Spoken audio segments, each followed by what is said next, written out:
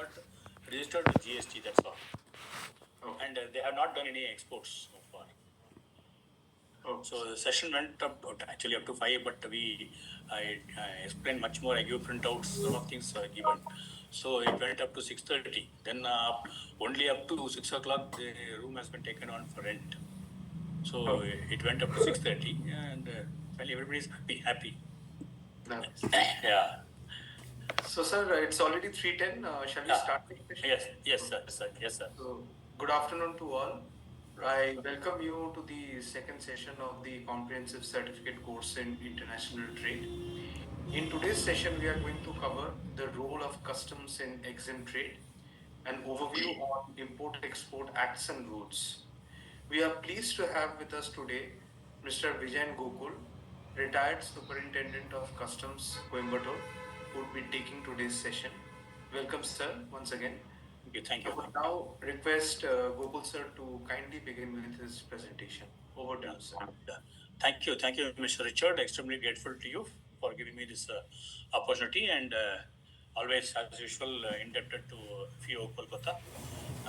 So, thank you very much. So, participants, I request each one of you to respond. I hardly some 7 to 8 questions, very simple questions. What we are just what we will be going through for this next 2 hours is only the fundamentals of the customs. Nothing much in depth, but I have made it a point to give the relevant authority, that is the notification or circular or whatever instructions are there with reference to the topic, and on each and every slide. And at the end of the session, just don't make any entry, don't write anything on a piece of paper, because the entire presentation would be given to Richard sir, and he in turn would be forwarding it to each one of the participants. So there is no need to write. Along with the presentation, I am also giving you the concerned notifications and circulars and instructions and all those things. So don't lose concentration, and don't divert your attention by writing something on a piece of paper, because everything is given to you. Everything is given to you on a platter. Therefore, dear participants, we will begin with the fundamentals, and we will be dealing mainly with the following ministries which I have underlined over here: the Ministry of Finance, the Ministry of Commerce and Industry, then the Ministry of Textiles, then MSME, and whoever is importing or exporting chemicals and fertilizers. We have to have the instructions of the Ministry of Chemicals and Fertilizers, and agriculture, agri-products, agriculture, Ministry of Agriculture. So this is the categories of ministries that are available under the Government of India. And customs comes under the Ministry of Finance, and the Ministry of Finance has got these 5 departments, out of which we will be dealing only with Department of Revenue. The Department of Revenue is again divided into 2 boards. One is the CBDT, the other is the CBIC. So CBDT predominantly deals with income tax, property tax, capital gain tax, etc. Whereas CBIC deals with indirect taxes like previous central excise, service tax, customs, now GST and customs. The main difference between these 2 boards is, as I mentioned here on the slide, in the case of CBDT, I think all of you would have filed your income tax returns last month itself, 2 months back, and whatever is the assessment that is being done in respect of your returns filed, which will be done later. The assessment comes later, whereas in the case of CBIC, the tax assessment comes first, and subsequently you pay the duty and clear the goods. So this is the main difference. And whatever instructions you would like to know with reference to customs and GST, everything is available on the website, which I mentioned here, right hand side bottom, cbic.gov.in, cbic.gov.in. Now, a little bit of civics and political science over here. We speak about Constitution of India, and it has got the preamble and the articles, and based on the powers vested in the Constitution, the Parliament gets its powers from the Constitution of India, as well as you all know that the Parliament also has got sufficient powers to make certain amendments in the constitution. So both are interrelated, and the ministry of the government is called as the executive. Law people, judicial judges, all those people are called as judiciary. So the transactions that take place in the parliament, in the upper house, Rajya Sabha, and the lower house of Lok Sabha, everything is in the form of bills. So you can see here the finance minister in the budget speech before the speaker of the house uh, presents the what is called as the finance bill. She presents the finance bill, and once the bill is cleared from the Lok Sabha and Rajya Sabha, it goes to a select committee, and there also it gets cleared. After that, it is submitted before the Honorable President of India. The Honorable President of India gives his or her assent. The term is known as assent, ASSENT. And once the bill gets the assent, the statute in the draft form is known as the bill. It gets the approval of the houses, the select committee, and the president also gives the assent. And once the assent is given, it is converted as an act. So the bill gets converted into an act only after getting the assent of the Honorable President of India. Now, where does these customs people come inside? What powers they have got? So, if we just go through the Constitution, the authority to levy, it comes from Article 246 and read with entry 83 of List 1. That is, List 1 is Union List of 7th Schedule of the Constitution. So, you can see list entry 83 is duties of customs, including export duties, etc. And the job of the customs people is to properly and effectively uh, and to make it administratively possible that all the cargo or goods and passengers, etc., imported coming into India or exported going out of India by sea, by air, by land, or by rail routes are checked by the customs properly, because it is the mandatory duty of the customs officers. So this is how we get the power from the constitution. So we have to implement the Customs Act, we have to implement the GST Act, we have to implement so many acts, and as well as the allied acts, along with the various instructions and notifications issued from time to time. Now this is the subsequent page of the cbac.gov.in, and you just click here, it goes into another page, and from there it goes to another sheet, and you can see there are various portions of the acts, rules, regulations, forms, notifications, circulars, instructions or guidelines, orders, etc. And in case you want to select a tariff notification or you want to go for a non-tariff notification means the rate of duty. Non-tariff means other than duty, all other instructions, exchange rate, all those things are available in non-tariff notifications. Anti-dumping duty for imposed by the government of India from time to time in respect of certain products from certain countries. Anti-dumping duty is levied as well as safeguard duty. These two duties are levied in order to protect the local industry, the manufacturers in India. So from time to time, you have to see in case we are importing some goods from abroad, you will have to always check it with the cbac.gov.in whether your product that you intend to import has any relevant notification with reference to anti-dumping duty and safeguards duty. So like this, all instructions are available. No need for username or any password. You can straight away log in any number of times and log out any number of times. So this site is very, very useful, very, very helpful to keep you ourselves update. Now, this is for the newcomers or the first time people who want to export. This slide is relevant only for them. Already people who are in the export business, this is again a repetition only. Therefore, kindly bear with me. And what is the obligation of an exporter?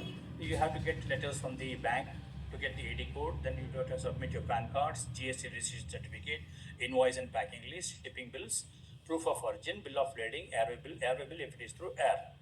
So all assessments are known as the self-assessment. Self-assessment means the person who is going to export or the person who is going to import or the merchant exporter or merchant importer has to do the assessment on your own. You are the person responsible for the assessment. What the customs officers do is they will scrutiny or they will recheck or reassess the bill. And how the export cycle it takes place. So you file the checklist through the IceGate server and icegate.gov.in, and invoice and packing list are prepared. Then you prepare the checklist.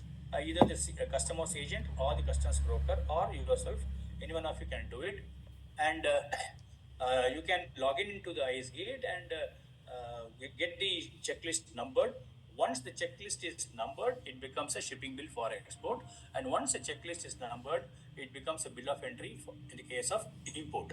So shipping bill is filed and it is rechecked by the superintendent, and examination is done subsequently after the reassessment is over, and the inspector of customs will do the examination. Examination report also is prepared by the inspector of customs, and once all these formalities are over, what the superintendent shed will do is there's a superintendent in the shed known as the superintendent of customs shed, and he gives you the let export order, which is in short called as the LEO or LEO. It is called as LEO, that means let export order. Once the LEO is given, the bill automatically it gets displayed in your cell phone if you're having the iScan app installed on your cell phone. And once the goods go out of the CFS, the container freight station or the inland container depot, you have to take your bill to the service center, which is not part of the customs, but which is also a responsible department in the supply chain logistics, and you have to have your EGM entered in this service center. EGM will come to the slide later, and subsequently the steamer agent or the liner will generate a bill of lading in the port, and a bill of BL will be issued. Then in most of the cases where there is a question of refund and all those things, in all the cases wherever the export takes place to a gateway port, the steamer agent or the liner, he generates the gateway EGM. This is different from the local EGM or the EGM. So EGM, local EGM, truck summary, train summary are all one, whereas gateway EGM is generated by the steamer agent and the liner in the gateway port, at the gateway port. Now, how the assessment, how the import process takes place. So you will have to submit 3 or 4 documents: the IGM entry filed in IceGate, the invoice packing list, as well as the country of origin details. Plus, if it is for a specific particular product which requires any of these certificates or documents from 1 to 25, you will have to generate that and submit it. So this is how an import menu will appear before a customs inspector and a customs superintendent, and this is how the import menu will appear in the ICE system of the customs. So this is the process: arrival of the aircraft, IGM filing, arrival notice, filing of bill of entry, customs processing, and uprising, audit, duty calculation, license, bond. All these takes place in the under customs processing. Subsequently, examination, duty payment is already done, and therefore duty payment is done, and after that the out of charge also is given. In respect of exports, it's known as LEO or let export order. In case of import, it is known as out of charge OOC. Out of charge or OOC. This OOC also bill of entry copy and OOC, all those details also will be displayed in the cell phone of the particular CHA and the company owner, whoever is the importer, in case the iStrack app is installed in your cell phone. Now, see, little bit of in-depth thing here is invoice and bill of lading, quality and quantity survey report, proof of origin or country of origin, a buyer and seller agreement, copy of LC, contract, purchase order. All these things are also are known as supportive documents. And for each and every document, the moment you file in SGate, code should be allotted, IGM number to be obtained by the importer or the CHA, and the vessel agent will give you the IGM. Import reference number to be obtained from IceGate, filing of IEC, supplier details, IGM number, invoice and date, BL number and date, quantity, everything will be uploaded by the CHA or by the importer himself if he's doing it on self basis. Along with what you need is the digital signature certificate DSC class 3. So whether you are a CHA, whether you are an importer or an agent, you have to mandatorily have a digital signature. Only then the documents will be displayed or it will appear once it is uploaded. Otherwise, you will get stuck in some place. You will not know where your bill of entry is lying.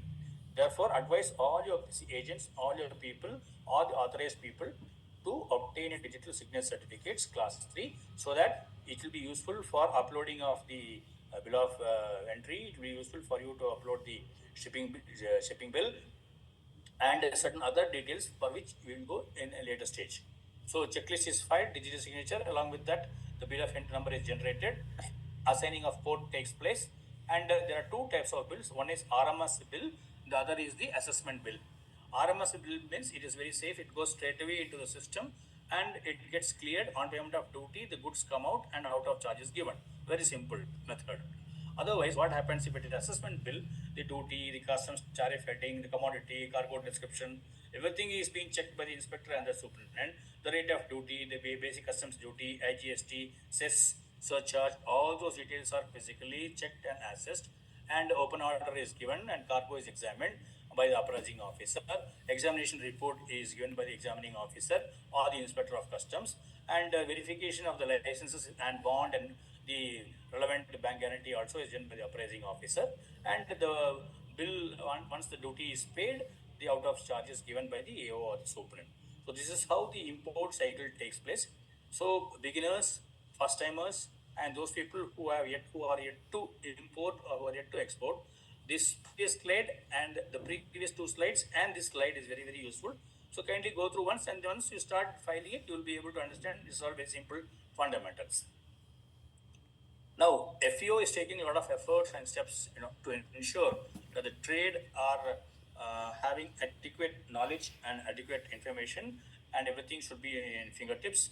Therefore, my request from my side, from the customs side, is that anyone who is in the business of export and import, and or either a manufacturer, supplier, or a merchant exporter or a merchant importer, you will have to know all the serial number 1 to 15 here, like the sections under the various acts and allied acts, the rules under various acts and allied acts, the foreign trade policy, the notifications, different types of notifications I mentioned already, trade notices, circulars, instructions, regulations, standing orders, then there are guidelines, public notices, facility intimations, advisories, procedures, and all the relevant forms and statements and returns and annexures and certificates.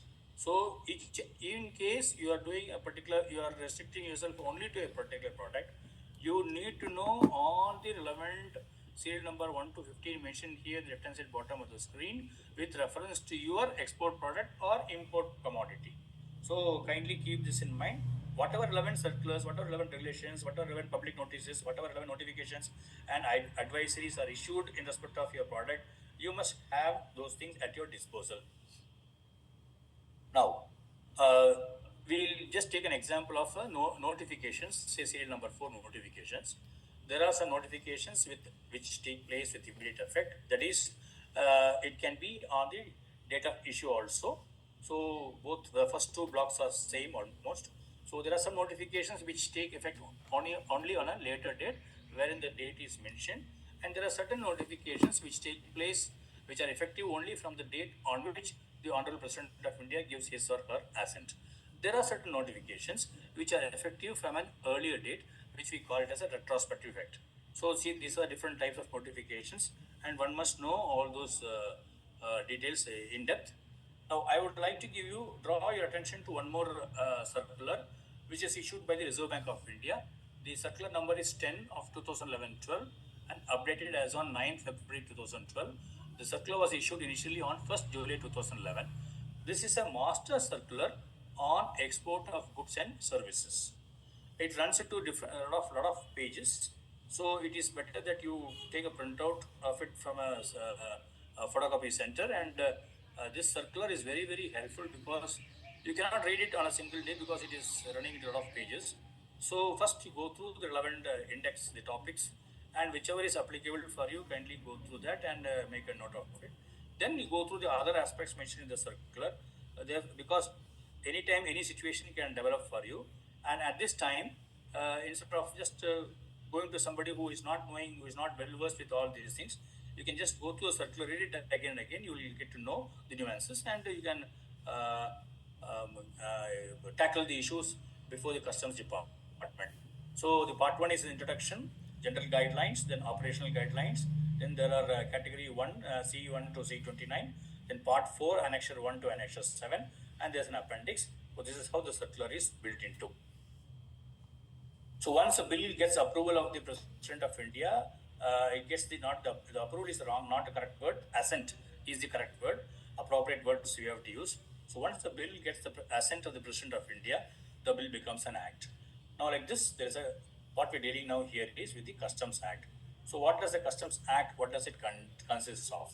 It consists of various sections. Now, predominantly, the first section, number one, section one deals with short title, extent, and commencement. Section 2, it deals with definitions that has been mentioned in the Act. Then Section 3, here Section 3 is class of officers.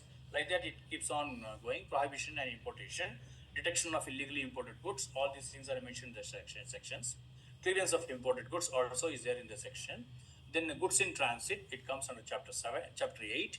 Warehousing, it is mentioned in Chapter 9. Warehousing means it's coming under Chapter 9.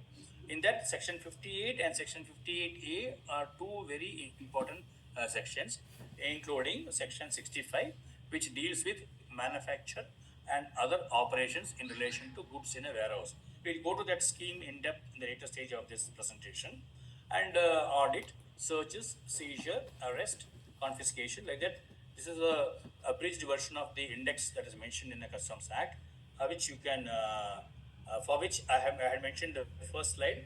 You have to purchase the customs manual or the customs law manual or customs manual, which will have all the sections under the Customs Act, including certain explanations given in the later portion of the book. Now, most of you would have got the GST registration certificate, and while you wanted to initially establish a company and do this export-import business. So, what is the authority under which the government of India has suggested you to obtain the GST registration certificate? Can any of the participants just make a mention? This is a question. On what basis have you obtained the GST registration certificate? Can you tell me?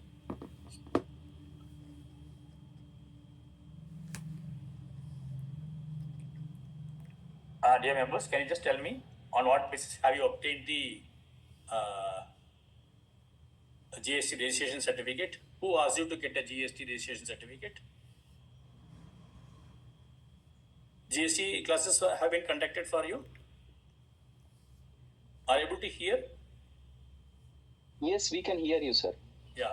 On what basis have you obtained the GST certificate? Sir, based on the nature of the company and the turnover, Okay, what is the authority under which, see, because a customs officer told you or because a GST officer told you, you have got a registration certificate? Is it like that? Is it because of that? Yes, sir. because the goods which we are planning to sell or purchase, if that incurs a GST, then we have to register if we are doing through a firm which is registered under Company Act. No, companies, I differ. I beg to disagree with you. Companies Act is okay. Companies Act 2013, that is different issue. Companies Act we normally refer to because register of companies we have to get registered because as per the Companies Act, all those things are there. Similarly, under this central tax, the authority under which you have got the registration certificate is this notification 37 of 2017. Central tax dated 4th October. That is because we intend to get some, no, turnover is a different issue. We intend to get some benefits from the government of India. That is why we are getting registered. As you told me that certain products would have suffered GST. Yes, that is a very valid point what you told me. That comes to we come to that later when we discuss about ITC, input tax credit. We'll come to that later. You said that certain products are suffering GST. No, some products will not suffer GST. Certain products will suffer GST. But the essence is, on the whole, when we just think on the larger picture, we are coming into this fold only to get some benefit from the government of India. In order to get the benefits that the government is giving, say benefits in the sense, some certain incentives, certain concessions, and certain exemptions, like taking input tax credit on the accumulated credit, income tax, input tax credit with reference to IGST, and all those things are simply lying in our ITC register in the form of credit entries. So we want to convert, we want to liquidate these credit entries by way of cash. Only then your director or your managing director or your owner will be happy. What is use if you are having crores of rupees just lying as credit entries in your input tax credit register? It's of no use to you. So how to utilize that? Because we are a GST registrant, you want to gain the benefit, you intend to have some benefits which the government of India is giving to you as a normal manufacturer or an importer or exporter. Therefore, we have got ourselves registered under GST. And the authority under which we have obtained the GST registration certificate is this notification number 37 of 2017, dated 4th October 2017. This notification also, in state government language, they will call it as GO or government order. In central government, department, we call it as a notification. So the words are slightly different. So this letter also, this notification also mentions about something called as the LUT or the letter of undertaking. It also says that you have to get the LUTs, right hand side top portion you can see. Letter of undertaking shall be furnished on the letterhead of the registered person in duplicate for a financial year. Now, what do you mean by financial year here? What do you mean by financial year? Sir, financial year as per the accounting, April Yes. to March Yes. to April. Yeah, it is from 1st of April to 31st of March. 1st of April, 31st of March financial year. But what is the inner meaning? What is the inner meaning? When somebody, somebody in the sense here, notification, say somebody. When somebody says to you, uh, it is valid for a financial year, valid for a financial year, valid for a financial year. So it must strike you. What does it mean? What is he mean? What is he telling you? He is conveying to you some message. What is that message? It is valid for a financial year. That means the validity is over by After the financial year. no by no no no no no no By 31st. by 31st. Very good, very good. By 31st. But you said one more thing. You said one more word. That was very, very important word. What is that word? After the validity period is. That's what I'm asking. So what is the meaning? That is your answer. What is the meaning? It's valid for a financial year means what will you do? What will you do once the financial year is over? Over. What will you do? What will So if you want, have to again. if you have to travel by say some Vande Bharat Express or some ordinary train, what will you do on a particular date? What will you do? Will you suppose tomorrow the train starts around 6 o'clock, 6:05 a.m. from the Kolkata railway station. Will you book ticket at 6:05? No, sir. No. Well in advance you will book. No. Yes. Well in advance you will book. So see, that's what. Whenever somebody says a letter or a notification or a circular or an instruction says valid for a financial year, it means you will have to renew that particular LUT much before it lapses. That is at least 1 month, 3-4 weeks before the lapse. Because you may have, say for example, you may have an export consignment ready, a container will be ready in your factory, say on 2nd of April or on 1st of April. What will you do? You will last minute you will know, LUT is has not been renewed. The shipment will just stay there in the CFS or ICD or the port. It will not move. The container will not move. It will be held there. You have to pay demurrages, all those unnecessary charges, waste of money. No, all hard work is gone to waste. So here, what you have to always remember is, whenever a letter or a notification says valid for a financial year, what immediately must strike you? What it must strike you? You have to renew it much before the yes. It gets expired. Excellent, very good. So that means now this says now let us just have one one sentence discussion. Now what does this mean to you? What does this mean? Imagine you are working as a manager in the indirect taxation department, or you are working as a documentation in charge, or you are the clerical officer, or you are the owner of the company, what will you do for the financial year issue? Sir, maybe we can send the notification to that this is going to be expired within the financial year. Ah. One point for those companies who are falling under the. No, suppose you are the owner of the company. What will you do? So if I am the owner of the company and if I have taken the LUT, so my accounts team or my finance team will be intimated that to get it renewed much before the due date comes. Which one? Which one? Which one? Which one? Under the before the financial year, within This, the financial. this particular thing, no, LUT, no. Yes, yes. What I'm asking you? Yes, very good. Other than this, what will you do? Does your job only end with this particular notification? No, sir. You see, you are a responsible owner of a company. Will you say, okay, only one letter need to be renewed here, other things and all you forget? Will you say like that? No. No. So what does this imply? What does this imply? It implies that kindly take a printout of all those licenses, all those documents, all those certificates, all those undertakings and all those certificates, all those documents. Kindly take out a list and make a tabular column in Excel or whatever it is. Then you will say this particular license, this is the date number, reference number, date. This is the expiry date. This particular reference number, this is the reference date, this is the expiry date. Will you not do that? So in respect of all the certificates, what is the expiry date? Will you not go through everything? Yes. Yes.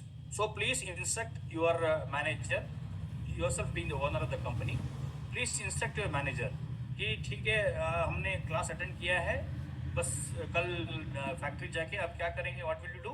Please tell those people, take out a list of all licenses you have in your company and tell me when it has to be renewed, what is the last date, what is the end date, what is the expiry date, when it is going to end. Make a list, prepare a tabular column and give a printout of that. Paste it on your in front of your cabin.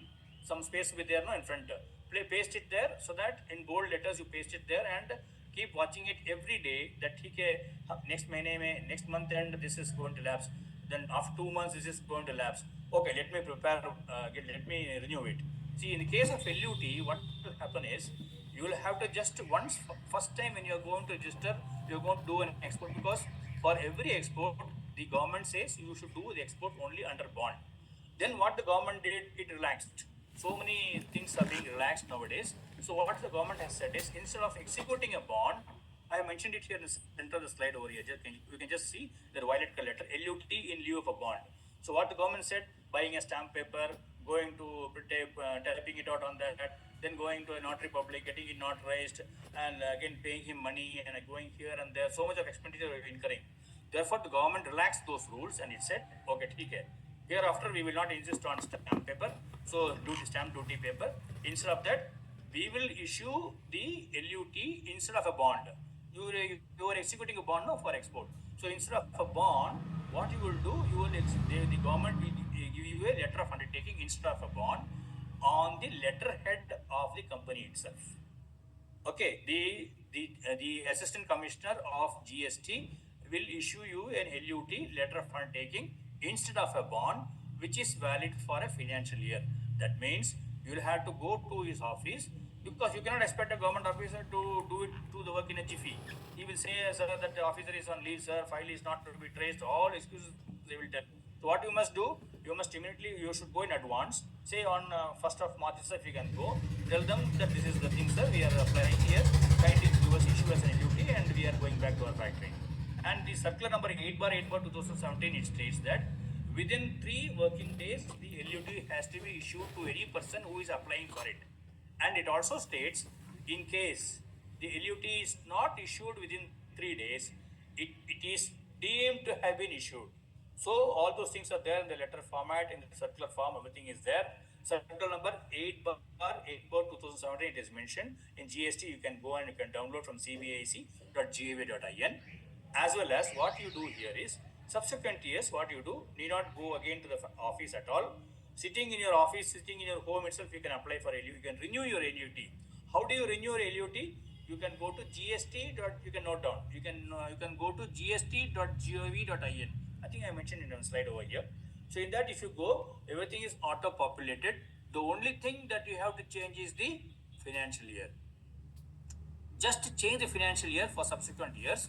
Automatically within 10 minutes you will get an application reference number based on which you can do your exports. Okay, so these are the things about this 37 of 2017 LUT, getting registered under GST, renewing your LUT much before the financial year ends, and you have to go to gst.gov.in for subsequent years renewal. Okay, this is all it means. See, left hand side you can see the GST registration certificate. Now GST registration certificate is given to you on what basis? Based on your request. To which address it will be given? Can anyone have you noticed in your GST registration certificate? If you have, anybody who is having a GST can answer it very easily.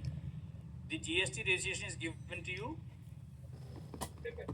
on the address of where we are doing the work, sir. Registered address. No, yes, you are almost near. One more, little bit advanced. You are almost near. Little bit. You principal can just place of the yes, place yes. where we are doing the business. Yeah, principal place Yes. of business.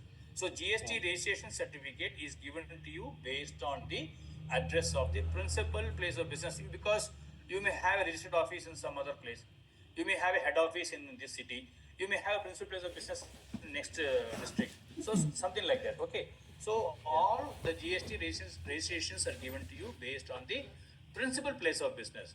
Suppose I have got 2 or 3 branches. So what I should do? Sir, okay. Under APOB, additional place of business, we will register the additional place. Excellent. Annexure A. Annexure A, that is the second page. The second sheet of the GST registration certificate, it deals with the additional places of business. Suppose I have 3 additional places, all the 3 will be mentioned there. Suppose I don't have any additional place, it will be mentioned as 0, that's all. Okay, so that is as far as GST is concerned. Now you can see the center portion of the screen here. We have given a sample old printout of IE code, import export code, that is issued by the DGFT department.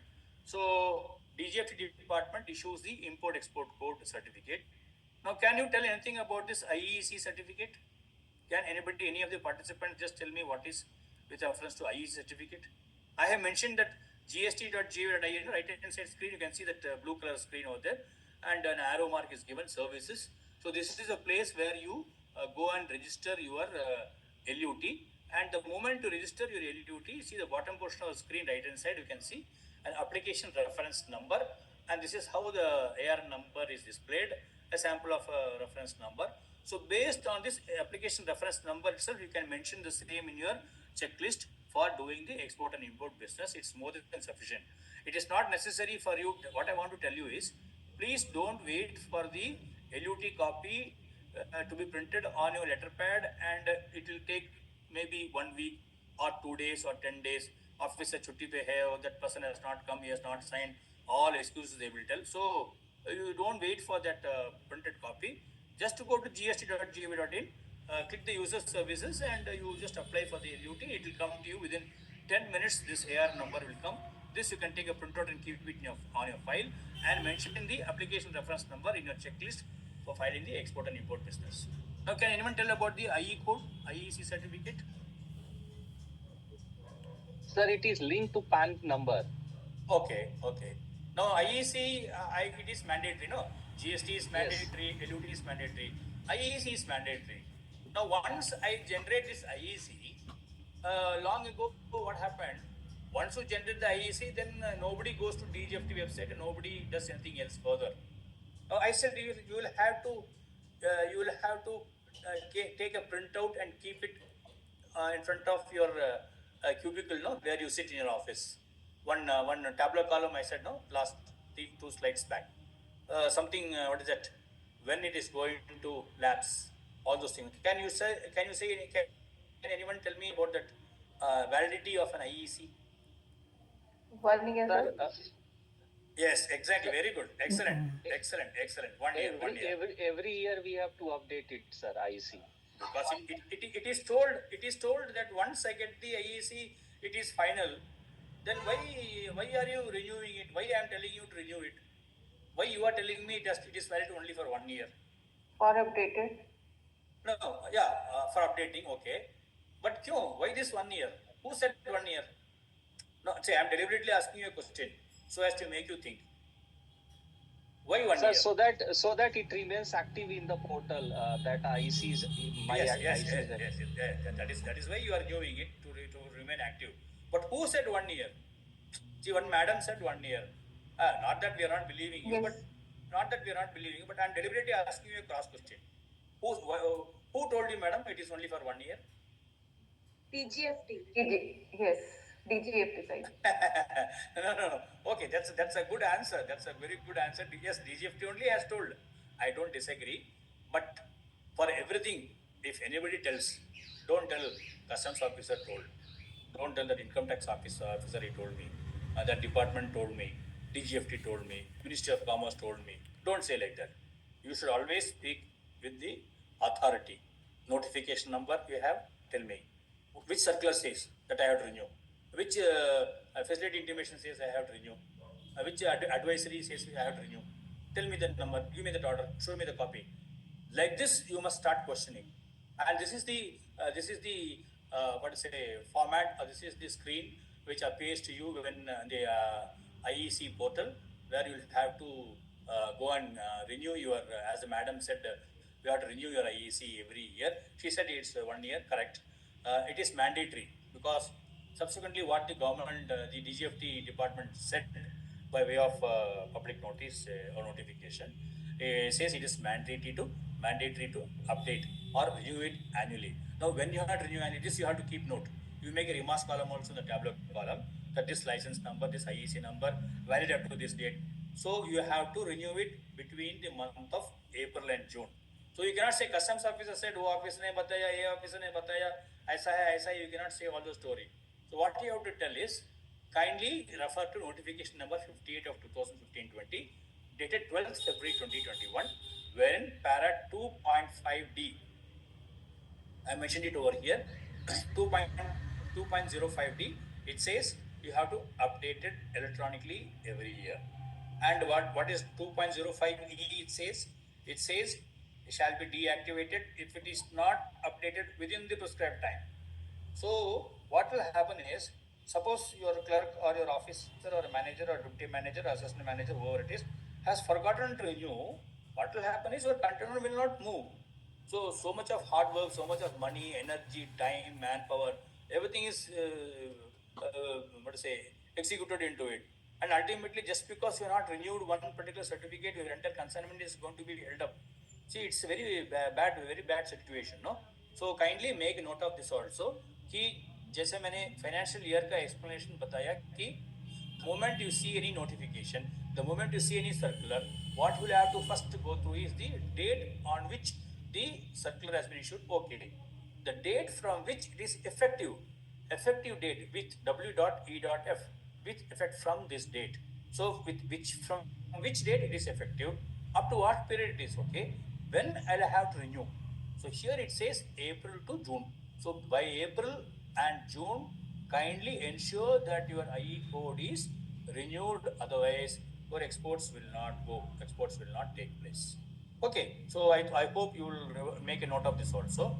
Now, previously all people had to submit documents in paper format, physical copies we call it as, and that has been done away with, and we are all gone to digital India and all those things. So the world is progressing and all countries are improving their IT infrastructure, everything. So throughout the world, everything, all EDI has been installed in almost all the countries and all the departments.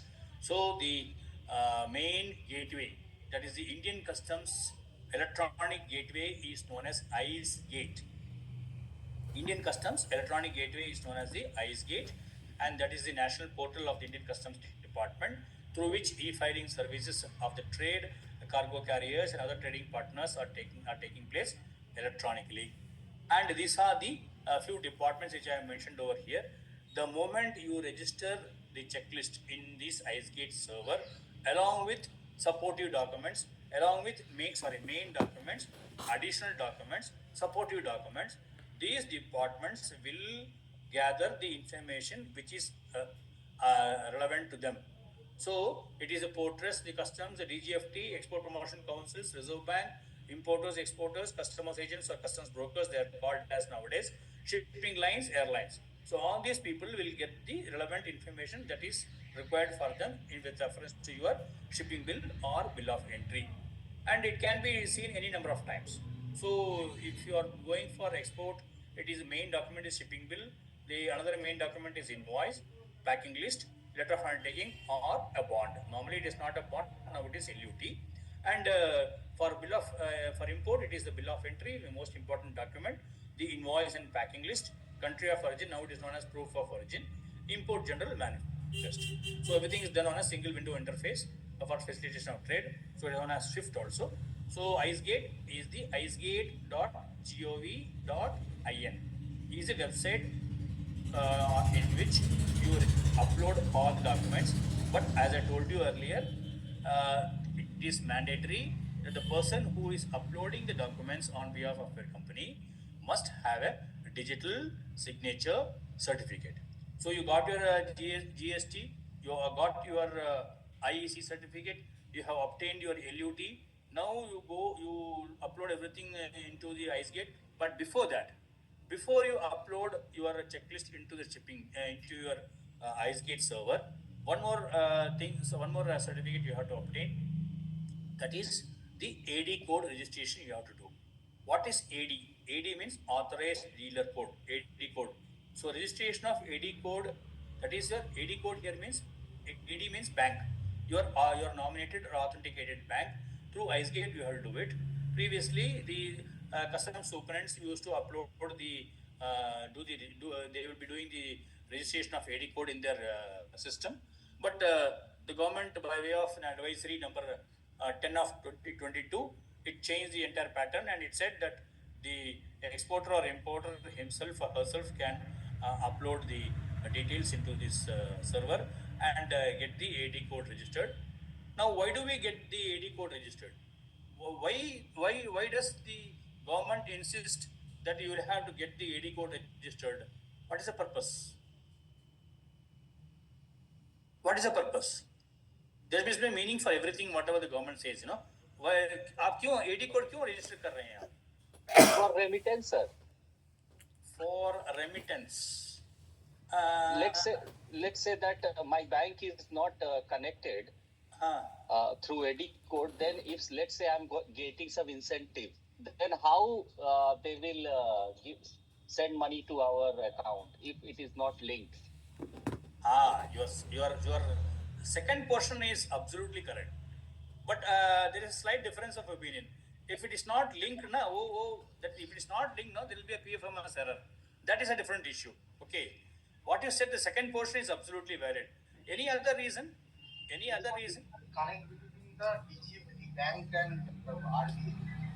Okay, the connection is already there. All once you get into it through IceGate, certain departments will be able to view it because of the connection. That I agree.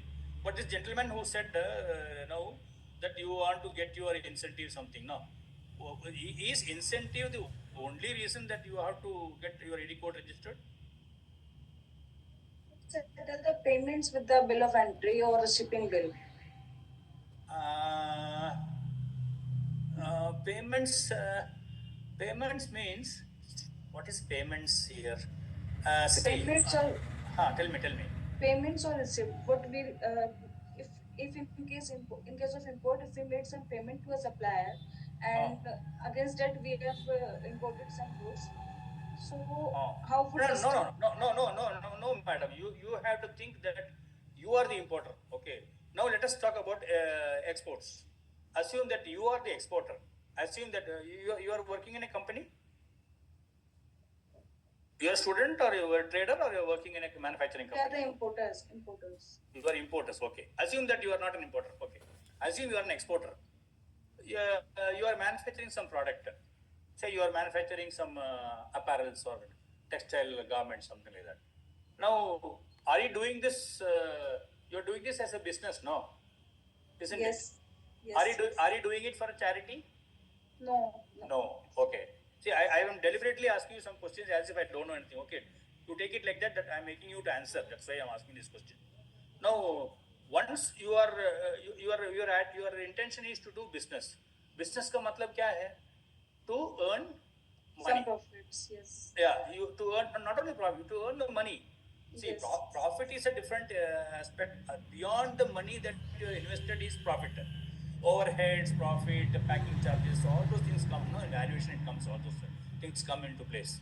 Now, what you are actually doing. This product you are exporting from where? From India. So you have to go through definitions in the customs manual because the Customs Act, section 218, section 220, section 222. So export, import, everything is explained there. I'll send you the PDF of that. Okay. Now, when you are because somebody said sale, because you are not selling. There is no concept of selling now because the commercial taxes rules, the commercial taxes act, everything is gone.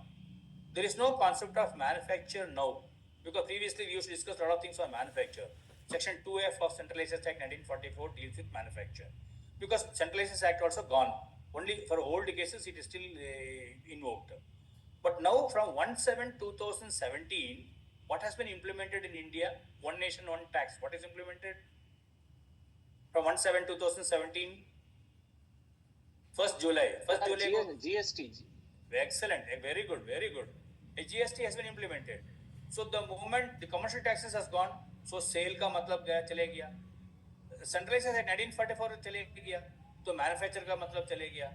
So what is the word that is frequently used nowadays? It is GST. supply of goods. Supply of goods. Supply of goods. You have each one of you have to use only that word. You should not use हम sale करेंगे, हम बेचेंगे, हम खरीदेंगे. Don't say that. Just say supply. Whether you are supplying products, that is goods, or whether you are into service sector, both are supply. So what we say, supply of goods or supply of services. Okay, these two words we have to frequently use: supply of goods and supply of services. Now, if you are doing export, it is called as zero rate supply. Okay, because all taxes are ultimately nullified. Now, when you are supplying the goods to a foreign buyer, what is your intention? To get the dollar value in our bank account. थोड़ा simple आप you are exactly mentioned that, but थोड़ा layman के language में थोड़ा simple बताइए. Sir, so means that goods were exported and money come back to India. What is that money? Foreign currency. No. That is it'll come in the way of foreign exchange, correct? लेकिन वो पैसा क्या है? किस संबंध का है वो पैसा? Against the supply of goods or services. Okay, but what is the paisa? It is the export sale value, na? Sale value. Yes. Yeah, sale value. Yes. Sale value. So the cost of the product. You can say like this, simple language, the entire cost of the product. So your intention is to get back the export sale proceeds when you export, isn't it? So you want to get back the money. That is, in customs terms, what will you call it as? The value of the goods, you will call it as the FOB value. What will you call it as? FOB value, freight on board value, FOB value. So whatever FOB value is assigned to the particular product, that has to come. The sale has to come, isn't it? And it, as rightly said, it comes to you in the form of convertible currency. So that is the foreign exchange. It will come to you in euro, it will come to you in US dollars or yen or whatever it is.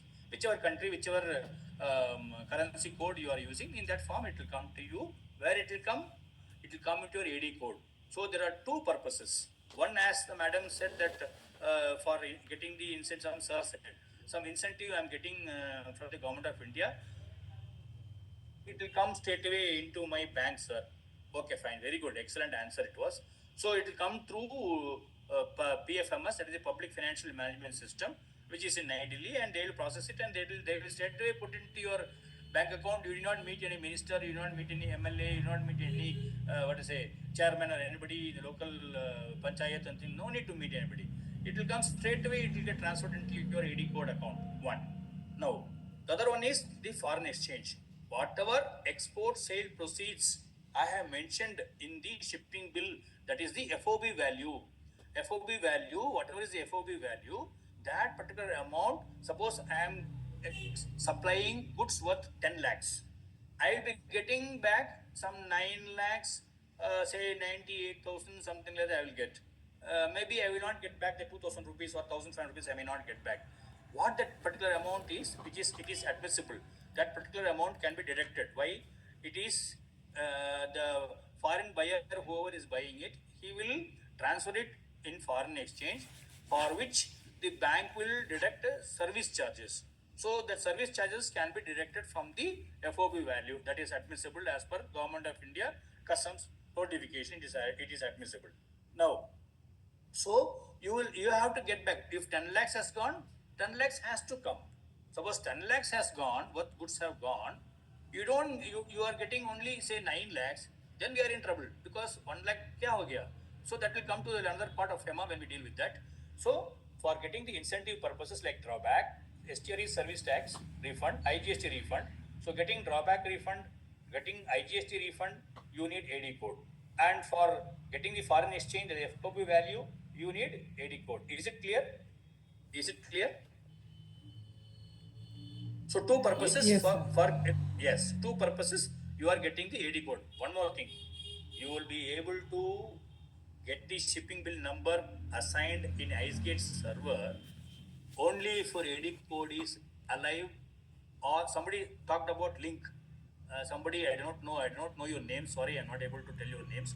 So you said about link. वो link नहीं हो पाएगा तो.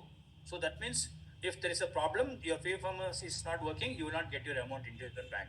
So what you must ensure is, you must always ensure that your AD code is live and it is not rejected by the PFMS. So that aspect you will have to always take care.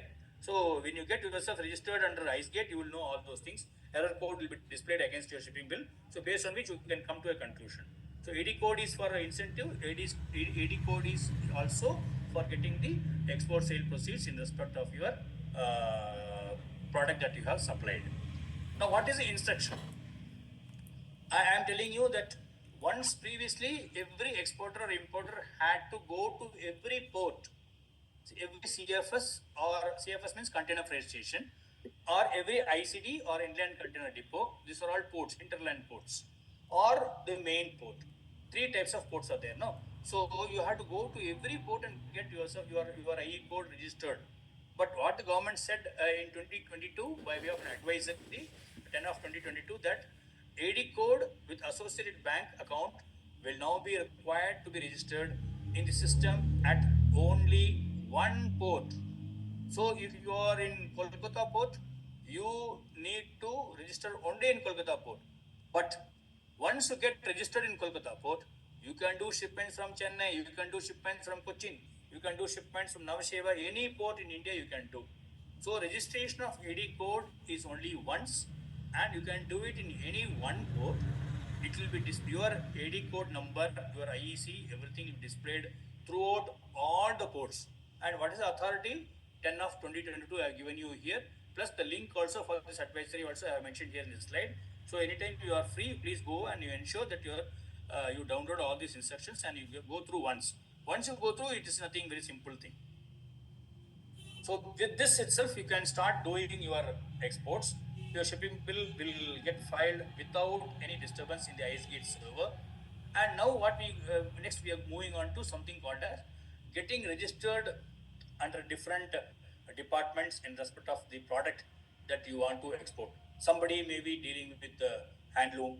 Somebody may be dealing with what to say, textiles. Somebody will be dealing with chemicals. So for each and everything, there is different departments are there.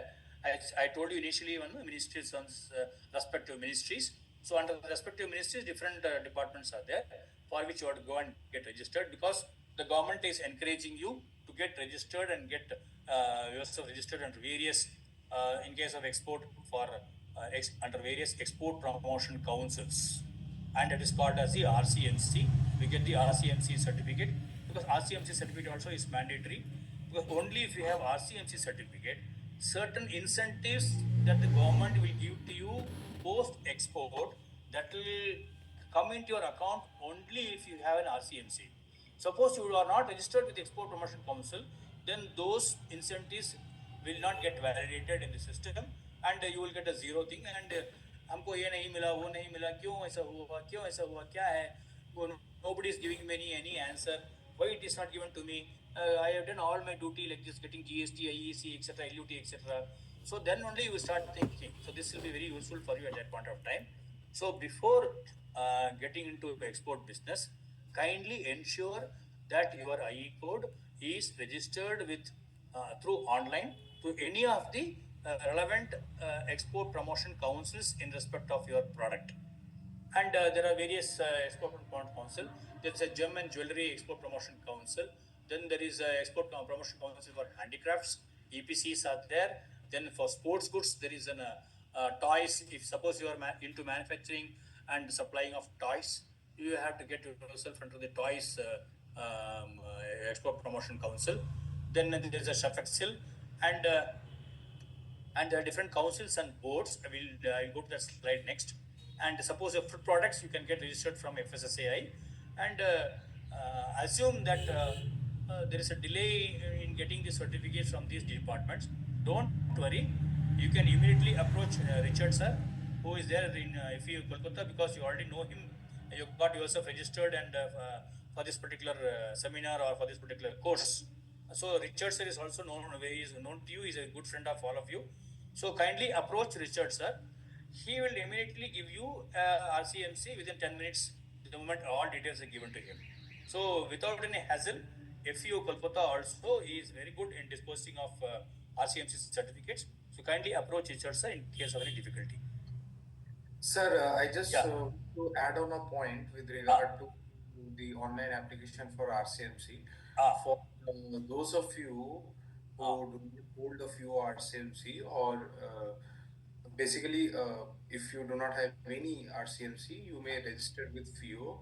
Yes. And you may kindly connect with the concerned Fieo officials respective state or in your respective region of India. You will get the details of the concerned officials from the website of Fieo. Yes. So I just wanted to add that point, sir. Yeah, sure. Yes. That's what I was telling. See, our known person for us is Richard sir in Kolkata. And just approaching Richard sir will be very useful, because he will guide, no, कि आप यहाँ कहाँ पर हैं, ऐसे हैं, okay, give me document. You can immediately guide, and Fieo is very, because especially Fieo, because if I say now Fieo Coimbatore, so I will not be doing justice for Fieo Kolkata. So I deliberately didn't mention the Coimbatore. You can approach any Fieo office, all are same. They will be able to help you out. That's what my intention was. And these are the 26 councils of exports, export promotion councils. Suppose you are doing leather, serial number 7. Suppose you are doing pharmaceutical products, serial number 20, like that. Suppose sports goods is serial number 23. So you can approach these 26 councils, any of these 26 councils for which your product you are supplying. And suppose you come under, say you are doing coffee seeds and coir and rubber board, spices, tea boards. So you can go to the boards here. There are 9 boards.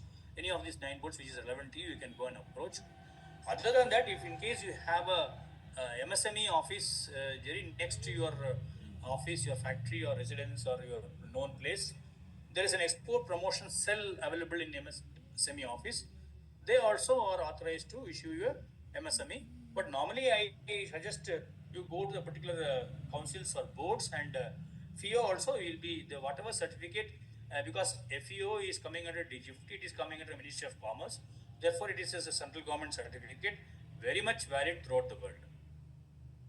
So, Export Promotion Council, you have to get registered. So, those of you who have not yet registered, kindly make an attempt for getting registered under the respective Export Promotion Councils. Next, we move on to what is called as a partner government agencies. उसको short form में PGA कहते हैं, PGA. So suppose it is you are exporting any wildlife products. So Wildlife Crime Control Bureau is the authorized office. And suppose you are importing chemicals or exporting chemicals and drugs and pharmaceutical products, drug controller. Suppose it is plant-based products, PQ, animal-based products, suppose shoes, boots, leather, wallets, belts, etc. It is AQ. Suppose you're doing food products, FSSA, you all know. And suppose it is textile, you can go to textile committee. And there are almost 62 departments under PGA. So whatever is relevant, whichever product you are dealing with, that particular product, kindly look into this particular thing.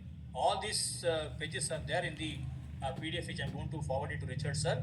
He in turn will forward it to you in a PDF format. You can casually go through this, store it in your laptop or computer, and go through this. And click on the particular link of this particular department, and you will get the PGA certificate online. Now, one question you can ask: suppose is it mandatory? Yes. Suppose I skip this. I don't register. Deliberately, I am not doing it. See, I am lazy, or I'm not interested. I don't want to waste time. I want to do the export. So, what will happen to me if I don't get registered under PGA? So, what will happen to you is this thing. So what will happen? This is the actual screenshot which I faced in respect of one particular company which did not get the PGA certification. It says clearance from PGA is pending. Therefore, let export order (LEO), let export order cannot be granted. So the shipment remained there itself. Then I had to speak to the concerned PGA department, and that madam, she said, okay, application nahi aaya, main kya karu? Then immediately it was sent to mail to her, and it was some late night, around 8 o'clock or 9 o'clock. After that, luckily that lady was very much helpful. She went to office, she processed the application, and she cleared it. Because the party was telling, sir, shipment very urgent, hai sir, vessel is coming, so please, like that. So we had to help him at last minute. So please don't keep it in the last minute. Kindly ensure that you are having the necessary PGA certification to be obtained online. All certifications, all documents, everything have to be obtained online, have to be submitted online. No physical submission of copies. Suppose some officer asking you a printout of it, please give it, no problem. Now, other than the Customs Act, GST Act, all other acts, there is something called, we are just exposing ourselves to something called as allied acts. Normally, nobody will tell you about this. So I thought, okay, let me cover the entire ambit of the particular situation. Because suppose you are into importing of chemicals from China, you will have to go through the Drugs and Cosmetics Act 1940. Suppose you are exporting some wooden products, say from the forest you have taken, so Forest Conservation Act 1980. Suppose you are exporting coffee seeds, so the Indian Coffee Act 1942. Like that, there are so many allied acts. And you can see here, I have mentioned some idols, some statues of god, goddesses, and all. So, in this, suppose you bring a statue before the customs officer, he will get tense immediately because kya ho raha hai, kuch smuggling ho raha hai, he will be afraid. How to export this product? He may not know. Some newcomer to the department, he may not know. So, what you have to do is, suppose you are going to see right hand side, you can see the Panchaloha statue of Lord Vinayak, Ganapati, Ganesh. So this actually happened in case in Coimbatore. So that customs agent, he called me and he said, sir, one madam is there. She want to export this particular Panchaloha for herself. So but the customs officer is not receiving the document consignment. He is not accepting the bill of entry, everything, sir. The shipping bill, all those details, sir, because he's asking uska relevant certificate kya hai de do. I don't know what to do. But then I said, you ask that lady why you are unnecessarily getting tense. She'll have all the documents. He says, she gave me an invoice. She gave me this packing list.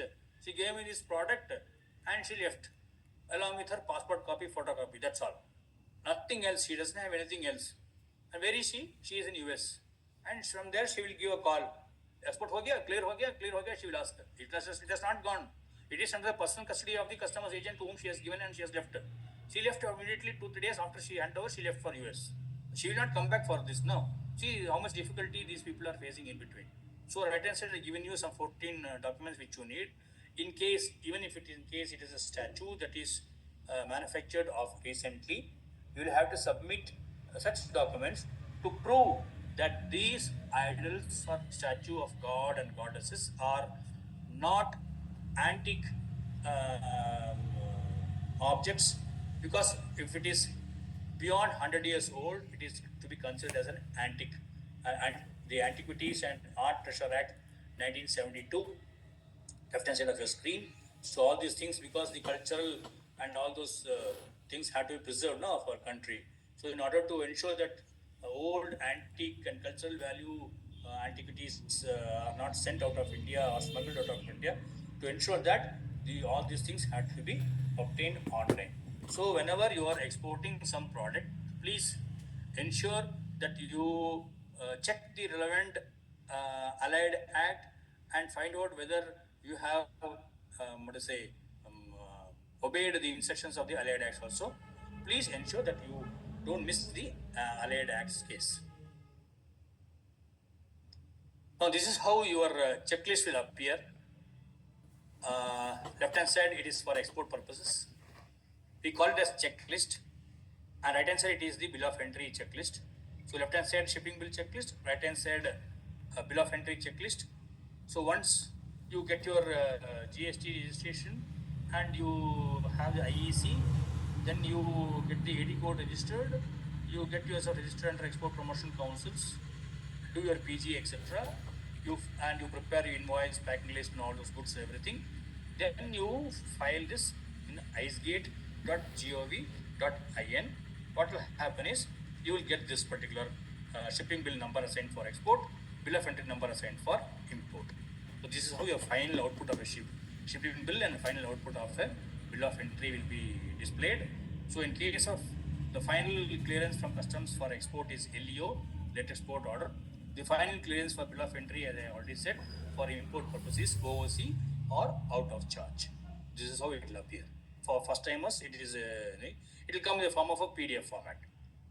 Now, I said IceGate, through IceGate server, you have to upload all those things.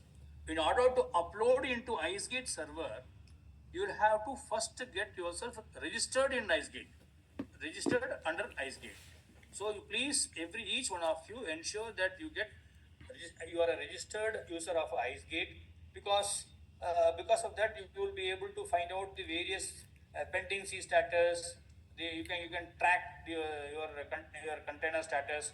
So many benefits are there in order to know whether your consignment has stuck, or what is the error code and what is the mistake that has taken place, how to rectify all those things. You will be able to do only if you are a registered user of IceGate server. So please register under IceGate. This is the screenshot of that. And as I already said, that you will have to submit all the relevant documents, the main documents, the supportive documents, the additional documents only through e-Sanchit. ये संचित का मतलब क्या है? It is short form of electronic storage and computerized handling of indirect tax documents. This electronic storage and computerized handling of indirect tax documents is known as e-Sanchit. It is online application. So some discipline has to be followed here. आपको थोड़ा ये serial number 1 to 7 जो भी हमने यहाँ बताया है वो कंडीशंस आपको फुलफिल करना पड़ेगा. तो PDF फॉर्मेट में होनी चाहिए आपका जो डॉक्यूमेंट जो स्कैन कर रहे हैं. And file size must not be more than 75 kilobytes, one particular page, A4 size paper. Resolution must not be less than 200 dots per inch, and no stapler marks or no folds. The paper must be pakka. No need to fold the paper. Stapler नहीं होना चाहिए. Contents must not be skewed. The alphabets must be very, very clear. So when you are scanning, when you are converting in PDF, when you are typing it out, ensure that your fonts are absolutely intact. The integrity of the fonts must be maintained, and there must not be any dark patches. If you are taking photocopy and all those things, please take it properly. And the maximum file size is 1 MB, and that is 1 MB file approximately it comes to 13 pages. Suppose the question comes, मेरे पास 14 or 15 pages है, क्या करेंगे? तो एक shot में आप 1 MB का file 13 pages आप अपलोड कर सकते हैं. And suppose 2 or 3 more documents, again you log in, again you upload for the same IE code number. You will get all your documents uploaded and it will get validated and it will be submitted. So this is how. But again here, see, I already told you that you will have to have mandatorily a digital signature certificate. Without signing a digitally, please don't upload, because I had a very big case when a person from Jammu Kashmir, some Mahajan was his name, and he his container was in somewhere in Gujarat port, but the customs agent was in Chennai and he was in Srinagar. I am in Coimbatore. It came to me after a few days, and there was a last minute panic was there. And even though he used his influence, some relative of his in Joint Commissioner cadre in Delhi Customs, they also could not do. Then once again we had to go from the beginning. So one by one, frame by frame, step by step, one after the other, all doubts were cleared. All my doubts were cleared, and first attempt I was not able to find out. Then again, little bit deep into it. Then we found out that I asked the CHA, how did you file? What did you do? So पहले क्या आपने क्या किया? उसके बाद क्या किया? उसके बाद क्या किया? Like this, like a small child, I was going on questioning him. Then I found out that उन्होंने जो upload किया है, he forgot to sign digitally through his DSC class 3 signature, and therefore the documents were not to be displayed, were not seen in the IceGate server. This is what happened. So please ensure that you are uploading all the documents through a digital signature only, because we are living in the world of e-literacy now. And see, this is a sample of a query raised by a particular company of Bangalore, for which they had come to me for consultancy, and I had luckily by God's grace I was able to clear it. And the query was raised like this in the particular field, and whatever reply that madam was telling me, sir, I have sent so many, I have spoken to that customs officer so many times through phone. He said, we'll do it, we'll do it. Then I sent him WhatsApp. I will say, okay, ma'am, I received your message. Then I sent mail to Gmail. How did you send the mail? She said Gmail. So Gmail failed, WhatsApp failed, phone call failed. Why? Because a query was raised by the uprising group 2A in Chennai Customs. Consignment has to go to Bangalore. Company is in Bangalore, but it has come from China. Melanol urea, bibutyric acid is known as, and that was the raw material for the input raw material for two particular finished products of the company. They were unable to clear it. It was there on the port, gateway port, for almost 48 days. Well, they came to me on 44th day. Then only it got cleared. So the reply to the query also has to be given, has to be submitted through online, through e-Sanjit only. So WhatsApp, Gmail, phone call will not work. Receiving query through IceGate, replying to the query through IceGate. So digital signature, very, very important. Kindly don't forget. This we already covered. Now we go to the aspect called as classification of products. So whenever you want to manufacture a product, you want to supply a product, you want to export a product by way of supply, you will have to decide what product you're going to do. Accordingly, kindly go through the tariff book which you may purchase from the local shop, or kindly go to the tariff that is mentioned under cbic.gov.in. उसमें आप अगर scan करेंगे पूरा तो you will know electrical machinery is all on chapter basis. So electrical machinery comes in chapter 84.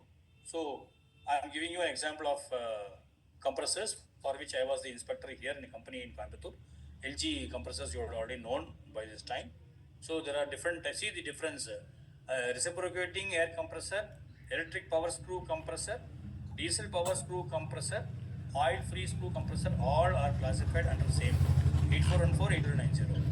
Whereas air compressor spares 84149019, borewell compressor 84135090, and air dryer 84211999.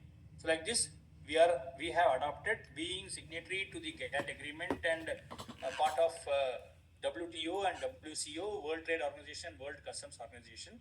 We all have to follow certain instructions of the GATT agreement.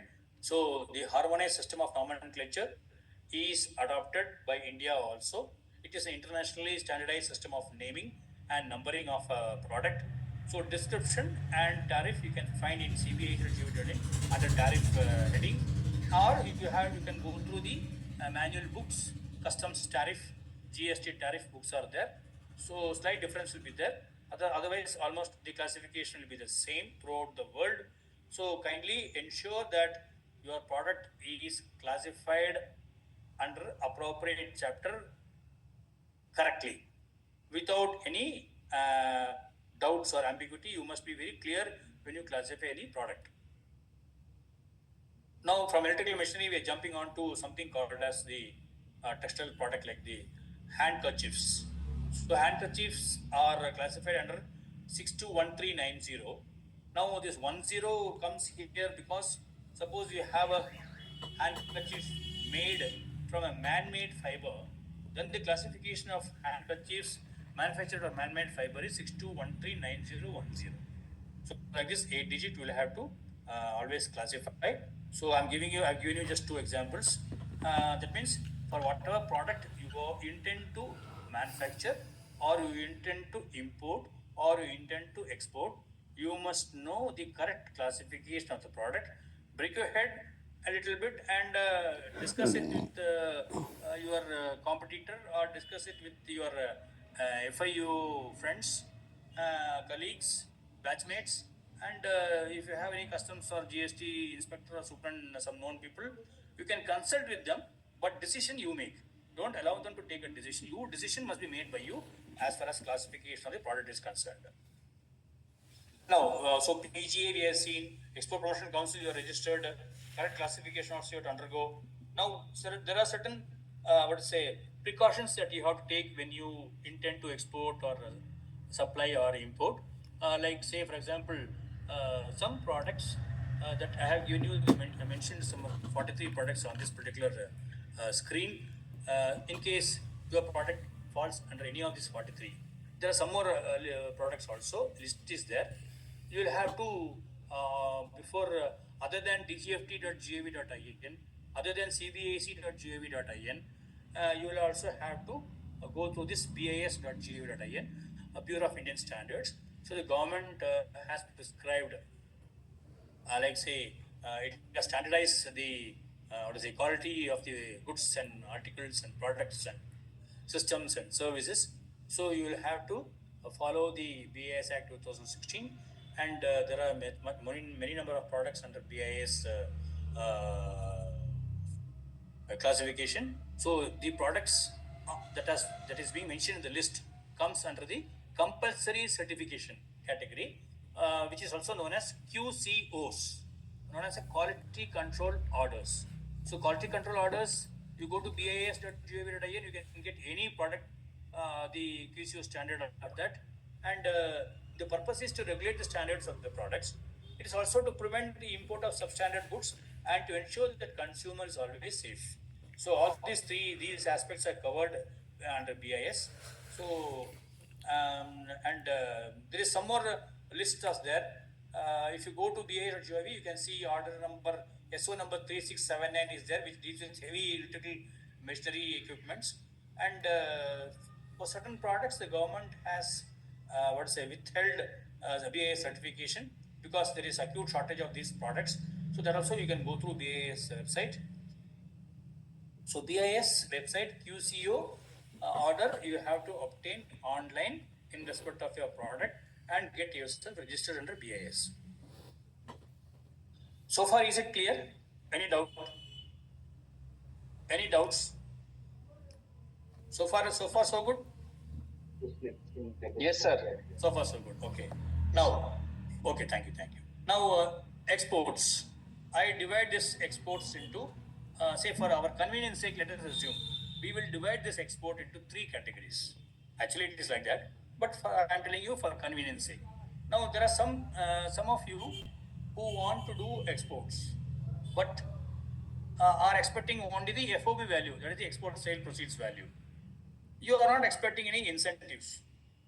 Suppose you are doing karupate, you are doing some sweets, savories, food products, something like that, for which you are not expecting any incentive from the government. So for such products, you may file a bill known as the free shipping bill.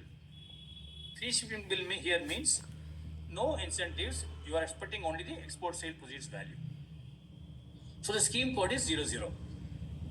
Now for some products, you are expecting some incentive from the government, for which I have got the GST registration certificate, I want to come into this, I have followed all the rules and regulations, आपने LUT लेने के लिए कहा, मैंने ये लिया, PGA किया, वो किया, ये किया, okay, everything, all I am filing monthly returns, all those formalities I have to undergo if I get a GST certificate, I am obeying, I am following. I am also interested in getting the incentives given for my product, which is finding in the list of incentives. In the incentive list, that is the schedule, the drawback schedule. The product that I am exporting or manufacturing, it is found in the drawback schedule. So I am eligible for the benefit. Fine. तो drawback का scheme code क्या है? Scheme code 19 है. और sir, there are certain products for which incentives are given by the DGFT department, Ministry of Commerce. So those schemes, DCA, Advance Authorization, DFIA, EPCG, Export Promotion Capital Goods. So like that, there are so many schemes like that. I will show you the scheme code next slide. So scheme code 3, 71, 43, 54, 50, all those schemes are there. Now the basic difference here is, in respect of the first scheme, that is free shipping bill, there is no scheme, there is no incentive. No incentive is given by the government. Only you will realize the whatever cost of the product, overheads, packing charges, commission, all those things, whatever money you have spent on your product, you will get it from your foreign buyer. No scheme, fine. Now scheme code 19, you will get the drawback incentive for the Hello? duty that you have already suffered by way of import duties while importing raw material for you into your factory for making the final product. So you have suffered some duty, na import duty आपने pay किया होगा, BCD वगैरह वगैरह. So you have to get back that BCD. Government is giving you, encouraging you to do more and more imports and more exports. So in order to encourage you to do more exports, it is giving you some incentive where which you will say, हाँ ठीक है, हमको इतना drawback मिला है, ठीक है, हम और एक्सपोर्ट करेंगे, like that. But here, the drawback incentive is given to you by the customs department. It is given to you by customs department in the form, ध्यान से सुन लीजिए, in the form of cash. This cash, known as drawback incentive, is given to you by customs department. It will get transferred straight away into which account? Into which account it will be transferred? This cash incentive? AD account. Which one? Repeat, please repeat. AD account. Very good. Excellent. It will be transferred to your AD account, AD code account, because you already registered. So no need to meet anybody, no need to good morning किसी को बोलने की भी जरूरत नहीं है.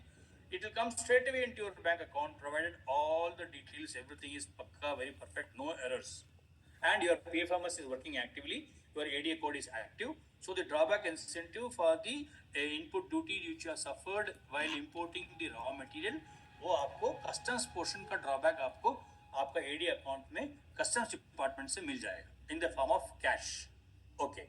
Now one more scheme, refund, that we'll talk later. Now we are coming to the scheme code 3, 71, 43, etc. Here also the government of India is giving you incentive, but this incentive is given to you by DGFT. DGFT is coming under Ministry of Commerce.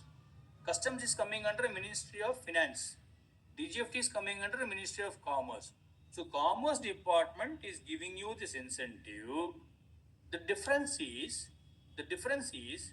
that this incentive is not given in the form of cash. This incentive is never given in the form of cash. But this incentive is given in the form of reward points. So this much of rupees, this much of reward point. That the system will calculate and give you this much of reward points. So उसका जितना भी उसका क्या value है, वो reward point का कितना value है, अगर आप import कर रहे हैं, in case you are importing, when it will be useful is, it will be useful to you when you have to pay import duty. Import duty cash, पूरा cash में पे करने की जरूरत नहीं है. You can adjust it along with the number of reward points that you have. Suppose you are importing a very huge consignment and you have to pay heavy duty. In such cases where your reward points are not sufficient, balance portion only you need to pay in the form of cash as import duty. Otherwise, you can get the reward points which is having the value equivalent of a cash. So DGFT gives you reward points, it doesn't give you cash. Now one question will arise, sir, मेरे पास company है, I am doing export, okay, but say for example, I am not having any import, sir. I am not importing any imported material. I am purchasing all the material from local market. So what will I do with this reward points, sir? DGFT is going on giving me reward points. So what will I do, sir? What will I do if I'm going in this scheme? So in that case, if you don't have import, you cannot adjust it with import duty. You can dispose, you can sell this, you can give it to some other company who is asking for this script in the form of scripts, wherein you can sell it at a premium. So whatever reward points you have gained in the form of scripts, you can give it to any other company for a premium. There are so many people involved in this, so you can, it is transferable. This script or reward points are transferable to anybody for a premium. You can give it according to your choice, and if he is able to buy it, very good, fine. So that this way you can utilize the reward points also. So no incentive shipping bill, scheme code 19 drawback incentive shipping bill, DGFT scheme code shipping bills. So I have divided this shipping bills into three different categories. Now these are the scheme codes, left hand side. Then there is a unit measurement code or unit quantity code. Then there is UQC or UMC. Then there is a currency code, country codes. So like this, there are different types of codes. So this will not repeat it. Yeah. Now, so I think you have a fair understanding of what are the different types of shipping bills. Three types of shipping bills are there: free, scheme codes of customs, scheme codes of DGFT. Fine. Now, one more some documents which you have to generate post shipment is something called as BL or the bill of lading. So, in case of vessel or ship or vessel, it is known as bill of lading.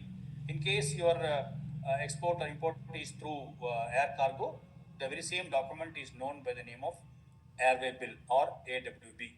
So, bill of lading BL or AWB airway bill are the two important documents. It gives the, what to say, it is an acknowledgement of having received the goods, and that is, it is being loaded on a particular vessel, and what is the intended destination, and the terms of transporting the shipment in its final destination also is very aptly mentioned in the bill of lading. So please ensure that your liner or steamer agent is able to give you the proper bill of lading document without fail. Now, a very, very important document which each one of you has to keep in mind, because what will happen is the moment you are into manager indirect taxation or manager customs or what to say deputy manager or assistant manager or owner, what they will always have the intention is to keep on doing more and more exports. एक container चले गया तो immediately they forget everything. Then their concentration will go only to the next shipment. Next container कब ready हो जाएगा, ठीक है, उसको तैयार करो, ready करो, तैयार कीजिए, urgent बोल के. So what will happen is container after container it will be leaving your premises on a daily basis or a weekly basis or a monthly basis, but the follow-up action with reference to the export nobody does, and this is where everybody gets stuck. So what happens? When the shipping bill gets stuck, you will not get your incentive. What will happen is you will not get your incentive. So when you don't get your incentive, then only you start peeping into it. Kya ho gaya? I've done so much. Four or five containers have gone. I have not received any money from the department. I have got already registration certificate. What is happening? Kya ho raha hai? Then only our eyes will open. So then what we do? We catch out of the concerned person. Consultant will be caught, or the chartered accountant office will be there responsible for that, or the person who is filing all these things will catch him. He may be a franchisee or a freelancer, or the accounts clerk, or the logistics manager. क्या हो रहा है यहाँ पर? I'm not getting the paisa. What happened? You will ask. So what this main drawback is, many of the exporters, many of the people or the CHA, they don't worry about filing of the Export General Manifest. That is the EGM. It is called as the EGM, Export General Manifest. That is the goods have left the territorial waters of India. उसका proof ये EGM है. उसको हर एक एक जगह पर एक नाम से पहचाना जाता है. कहीं पर बहुत सारे कस्टम्स ऑफिसेस में उसको CHA वाले EGM कहते हैं. कुछ लोग उसको ट्रेन समरी कहते हैं, जैसे ट्रेन में चले जाएगा, गुड्स कैरेज में जाएगा. Most of the shipments it reaches the port through truck, so it is also called as the local truck summary. Some people call it as local EGM. Many people call it as EGM. Sometimes it goes to train, it is local train summary. Sometimes it goes to truck, it is local truck summary. So whether it is EGM or local EGM or train summary or truck summary, it means EGM, Export General Manifest. Is it clear? Is it clear? Export General Manifest, have you understood? This is the document which the your CHA has to coordinate. Your customs broker or customs agent has to coordinate, not with customs. It is not dealt in customs server. It is dealt only in the server of the service center. Every CFS, every container freight station CFS will have a service center. Every inland container depot will have ICD will have a service center. Every port will have a service center. So what you will have to do is you will have to ensure that all your EGM gets uploaded into the service center server the moment the goods leave the main gate of the CFS or ICD or the port. You have to ensure, you have to keep on telling the logistics person, EGM file किया है, EGM file किया है कि नहीं किया है, कितने pending है. You have to constantly run behind him for this, because the more the EGMs are pending, you will not get your drawback. You will not get your RODTEP. You will not get your ROSCTL benefits. Okay, so you once, only if you're, see, because everything is interlinked, only if your drawback claim is processed, it can be sanctioned. Only if it is sanctioned, it will come into your AD code account. Only after sanctioning of drawback, RODTP or ROSCTL incentive will be given to you. देखिए, एक लापरवाही से या laziness से या careless attitude से आप EGM file नहीं करेंगे, see how much of consequences you have to bear. So dear friends, kindly ensure that, see what I do is when I leave container station so as to come for the weekend to my home, I travel around 345 kilometers when I was working in a far off place over here. I used to tell those boys, custodian people, अगर Monday morning 11 बजे तक आप लोग EGM pendency को नील नहीं करेंगे, एक भी कंटेनर यहाँ से बाहर नहीं जाएगा, ऐसा मैं डरा देता हूँ सबको. I simply keep them what's in a very strict manner. Tell them, I make them afraid, because arey saab will not do it. Oh, why should we keep it pending? What they will do is Friday evening they will sit in the service center and they will do the work. Saturday, second Saturday, no office, no shipments. They will sit in the service center and they will ensure that all the EGMs are fed properly without any mistake. Job number and job date will be generated, because only if the EGM is fed into the IC, what will happen is, when the EGM data is fed in the service center, once LEO is given, the shipping bill will vanish from my computer. The counter or the cursor will go to the service center system. There the shipping bill will appear. There the service center people are in charge. Customs is not in charge. Only when they feed the EGM, it will get validated, because data has to be validated. No, in the system, in the server, in the IceGate IC server, it has to get updated. So what will happen is, for validation, it will take 24 hours. Only on completion of 24 hours, the shipping bill will once again reappear before my system, so that I can process the drawback. See what will happen if no EGMs are processed, it will take number of days delay is there. So the shipping bill will not come to me for processing. So you will not get your drawback. You will not get the incentive. There's a delay in getting the incentive. So in order to ensure that you get your incentive without any delay, I have to ensure as a customs officer that no EGM is kept pending by the service center people or by the company CHA or by the company people. So very strict on this we will ensure. We just go to online, you can see in IceGate, Navasheva there will be some 17,000, 18,000 pending. Kolkata there will be 8,000, 9,000 pending. Mumbai there will be some 20,000, 40,000 pending. You see our formation, very few shipping bills only when compared to those formations, but still hardly there will be some 2 or 3 pending, that's all. So which means we are ensuring that the customers or the exporters who are coming to our port are getting the benefit on time without any delay, That is why they don't want to go to Chennai or Cochin or Tuticorin or Vishakhapatnam, any such ports here in down south. They will come to our office, they'll come to our CFS, they come to our ICD, and they will ensure that the container is cleared only through us. Because they know that अगर ये लोग हमारे विजयन साहब बैठे हैं वहाँ पर, वो कुछ भी EGM पेंडिंग नहीं रखता है, सीधा कंटेनर उनके पास लेके जाओ. So this is how all the company owners will have given instructions to the concerned CHS and the logistics and the accounts department, documentation department. So what will happen is they getting the incentives on time. Everybody is happy with us. We are also happy. So please ensure that the EGM is filed without any delay.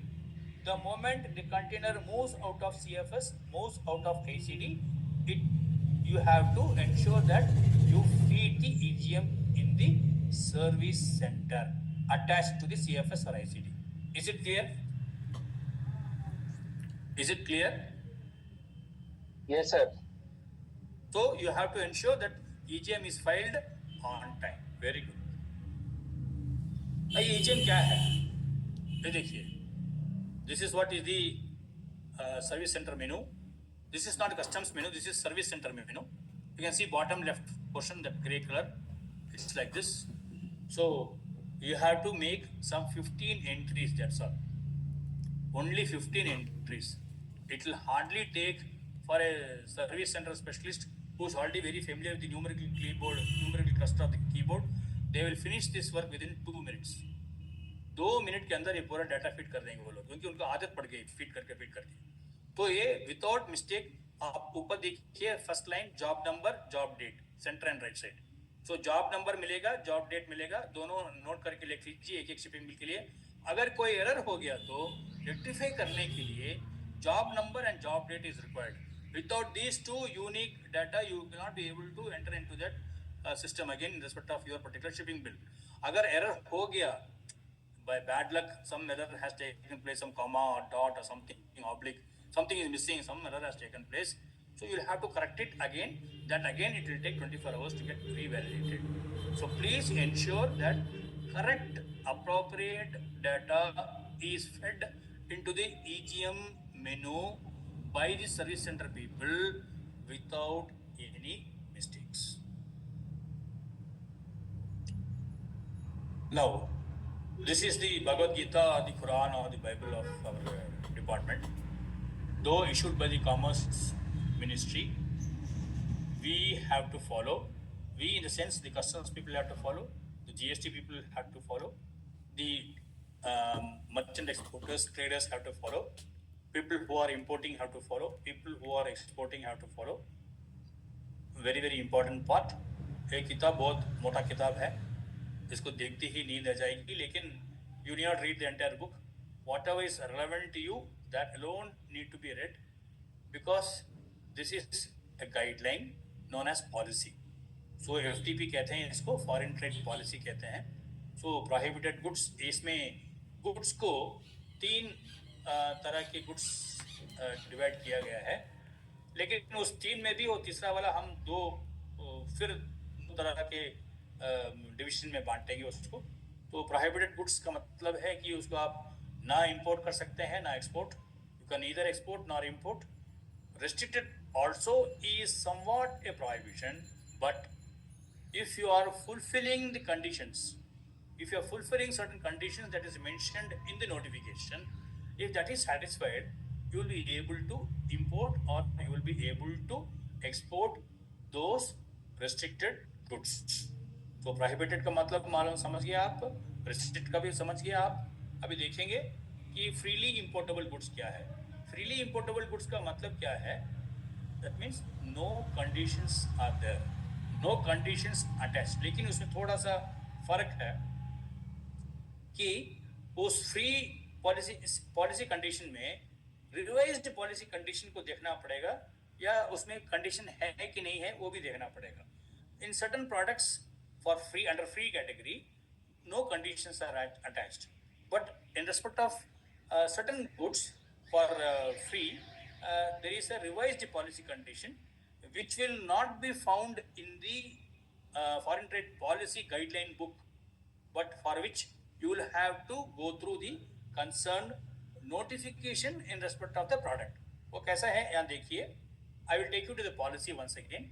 So you can see left hand side restricted policy, and below you can see left hand side bottom free policy condition free है और policy condition में कुछ भी नहीं लिखा है. Right hand side you can see prohibited, not permitted to be imported. Then free देखिए यहाँ पर 02089090 अदर में of wild animals अदर में free लिखा है, लेकिन subject to policy condition 2 of this chapter ऐसा लिखा गया है. So you will have to, you can see there will be only 4 columns: EXIM code, item description, policy, policy conditions. Only 4 columns are there in a foreign trade policy tabular column. But you have to see the concerned notification, wherein it will have 6 to 7 columns. So the 6th column is important, the 7th column is important. While sending the PDF format, I will send you that also next to this slide. So keep in mind, always you have to ensure कि आप जो भी product export करना चाहते हैं, जो भी product आप import करना चाहते हैं, उसका relevant policy भी देख लीजिए एक academic interest के लिए. उसका relevant notification जो dgft.gov.in में मिलेगा, उसका 6th और 7th कॉलम जरा ध्यान से आपको देखना पड़ेगा. अगर उसमें कोई 6th 7th कॉलम में कोई कंडीशन है तो उस कंडीशन को फुलफिल करते ही आपको करने के बाद ही आप उसको इंपोर्ट या एक्सपोर्ट कर सकते हैं, नहीं तो नहीं कर पाएंगे. सो कृपया my dear friends, 6th and 7th column of the notification under foreign trade policy, kindly check with that. Now we talked about the scheme code 19, 3 different types of shipping bill: free shipping bill 00 scheme code, drawback shipping bill, cash incentive from Customs Department scheme code number 1919. So this is with reference to drawback. Now drawback is the incentive which you are getting because you would have paid some imported material, you would have paid duty on some imported material during import, for which you would have utilized it for manufacture of the goods to be supplied as export or local sale. So since you're doing export, you'll be given the drawback incentive, and this is based on the average, all India average taken by the concerned manufacturers of the product. Suppose it is shoe, all shoe manufacturers will be asked to come and submit the cost construction, etc. Based on which the all India average will be taken. Based on that, the drawback rate per percentage or the drawback cap rate per unit will be decided on all India basis, and a schedule will be issued by the Government of India, Ministry of Commerce, Department of Revenue, Customs Department. During June, July, this drawback schedule will be revised. Suppose it is not revised, the same percentage or cap rate will continue. So this we have to keep in mind. So based on the drawback schedule, your drawback will be given. Now, one question. Suppose you are eligible to get a drawback, assuming a different situation, in an imaginary situation, you are eligible to get a drawback of say 3,000 rupees, but you have been given only say 2,500. You are still eligible for 500, okay. Now, how to get that 500? Because as per drawback schedule, only 2,500 was given, or the drawback that was given to you was not appropriate, or the particular product that is listed is not available in the drawback schedule, but it has become a part of the input material or the raw material. Okay, so it is the situation is the drawback is either insufficient or it has not been given properly, or it is not mentioned in the schedule. So under these circumstances, what will happen is your drawback or industry rate is not full. Only out of 3,000 rupees, you have got only 2,500. So balance 500 from where to get? There is another aspect called as the brand rate drawback. This is given in respect of those cases where the product has not been listed in the drawback schedule, and where though it is listed in drawback schedule, it was insufficient to fully neutralize the duty suffered in respect of this product. Therefore, sufficient drawback was not sanctioned. some more drawback is eligibility is required by you. You are legally eligible. In such cases, the government of India, the Customs Department, will process your request for a brand rate drawback. Now, the only condition is where your export has taken place. In case your export has taken place from Kolkata, you will have to go to the Jurisdictional Commission of Customs, Kolkata, and give him the application for fixing the brand rate in respect of your product which has been missed from all industry rate drawback. Therefore, thereby what will happen is the Commissioner of Customs will process your application and will find that okay, you are eligible for 500 more rupees. अच्छा ठीक है, उसमें सिर्फ 2,500 दिया है, you are eligible for 3,000. Okay, balance 500 has to be given. So he will process the branded application and he will give you the drawback incentive in the form of cash into your AD code account. So your drawback is full now, you are happy. So drawback incentive is given by the Customs Department in the form of cash. Two types of drawbacks: all industry rate drawback, all industry average basis, either percentage or cap rate, whichever is lower that will be given. And suppose insufficient drawback has been given, properly it has not been processed, some more drawback eligible, you will get it in brand rate. So this you have to keep in mind. I hope you have understood. What is this product known as?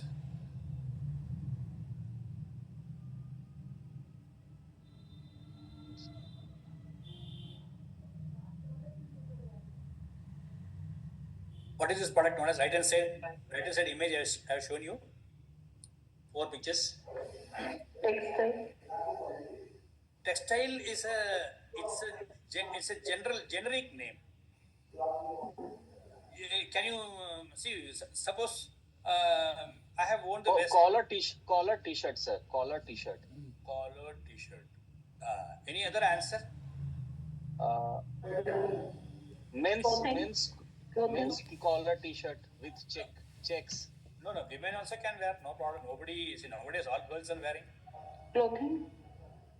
No, clothing, textile, apparel, garments, these are all generic terms, ma'am. आप specifically आप कहते हैं ना कि साड़ी पहनी है, सलवार कमीज पहनी है, जीन्स पहनो, ट्राउजर्स पहनी है. कॉटन और पॉलिएस्टर. नहीं, मटेरियल में कुछ भी हो सकता है, जूट का भी हो सकता है. वी वेयर जो शर्ट्स मेड ऑफ जूट का भी हो सकता है. मैं कॉम्पोजिशन नहीं पूछ रहा हूँ. Somebody said collared t-shirts. It's the wrong answer. Okay. Sir polo. Who said? आपका नाम क्या है? Sir Ayush. Sir Ayush. Sir Ayush only. Ayush. अच्छा, Ayush. Very good. Excellent, Ayush.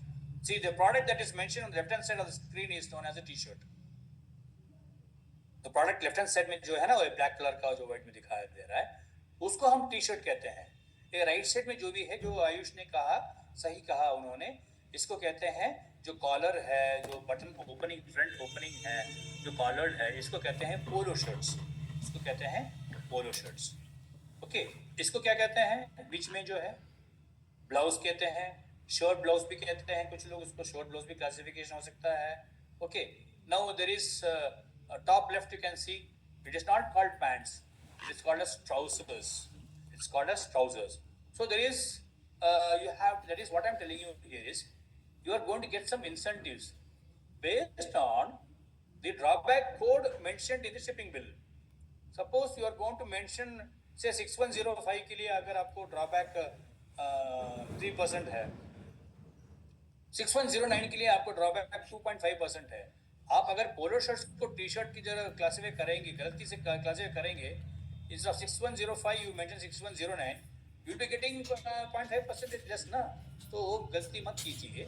You have to, what I want to say is just classify the compressors under chapter 84 rightly 8-digit classification, and you classified handkerchiefs under 62.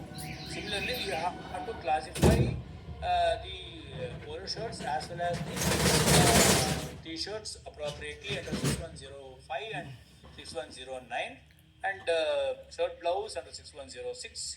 Trousers को आप 6104 में, ये जब जो 4 digit के जो मैं अभी क्लासिफिकेशन के बारे में बोल रहा हूँ, that is actually the drawback code mentioned in the schedule. So in addition to the RITC code or the HSN code you are mentioning for your product under HSN harmonic system nomenclature 8 digit का जो mention कर रहे हैं, उसके अलावा shipping bill का third copy checklist में जो थर्ड पेज आता है, सॉरी थर्ड कॉपी नहीं, थर्ड पेज, थर्ड शीट में जो आता है ड्रॉबैक कोड का डिटेल्स, ड्रॉबैक का डिटेल्स उसमें आता है, इंसेंटिव्स का पोर्शन वहां पर बताया जाता है शिपिंग बिल में। वहां पर आपको 8 डिजिट का मेंशन करने की जरूरत नहीं है, 8 डिजिट का पहले पेज में आ गया, तो तीसरा पेज में जहां ड्रॉबैक का डिटेल्स कैलकुलेट हो रहा है वहां पर आपको 4 डिजिट का drawback code tariff item, drawback tariff item का कोड है 4 डिजिट में आ जाएगा, वहां पर आपको 4 डिजिट टू 6 डिजिट्स में आ जाएगा, उसको आप सही तरीके से वहां पर correct mentioning has to be done. Okay, so this is about the drawback, this is drawback all industry rate, drawback brand rate. This is classification of products under drawback, which is mentioned in drawback schedule. So these two slides pertain to drawback.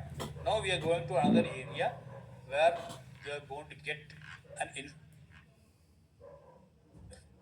refund incentive from the government of India on account of purchase of raw materials from local market, on account of payment of import duty, on account of payment of import duty का मतलब क्या है, IGST पे कर रहे हैं, because SGST, CGST आपको local purchase से सफ़र करना पड़ रहा है, बाहरी स्टेट से दूसरा स्टेट से अगर आप मटेरियल को लेके आ रहे हैं तो you have to suffer duty known as IGST, that is interstate purchases. Anything that you are importing from, say from USA आप अगर इम्पोर्ट कर रहे हैं तो हम क्या कहते हैं, दूसरे कंट्री से इम्पोर्ट कर रहे हैं उसको GST लैंग्वेज में क्या कहते हैं, you are purchasing, you are importing it from another state. So वो भी इंटरस्टेट में, इंटरस्टेट की तरह क्लासीफाई हो गया है उस इम्पोर्ट को भी। So imports are also classified as interstate purchases, wherein you will have to pay IGST duty in addition to BCD basic customs duty. तो यहाँ पर पहले हम जो अभी डिस्कस करने वाले हैं, it's an incentive given by the GST department. See very carefully, you have to listen to next two slides, very important, because here only people will find it difficult to understand. There are two types of shipping bills as far as refund is concerned. You already we discussed about getting GST registration, IE code. The next thing that we discussed was obtaining a LUT, letter of undertaking, in lieu of a bond. So instead of registering a bond in a stamp paper, we are getting the LUT registered in a letterhead of your company or through gst.gov.in, wherein you can see column number 15, the screenshot of the shipping bill I mentioned over here. Please see column number 15, the first arrow, LUT is mentioned as letter of undertaking. So that means this particular exports are taking place under LUT category. Under which category? Under LUT category. That means what is the benefit? That I have registered for GST, that I have got my IEC, that I have registered for LUT.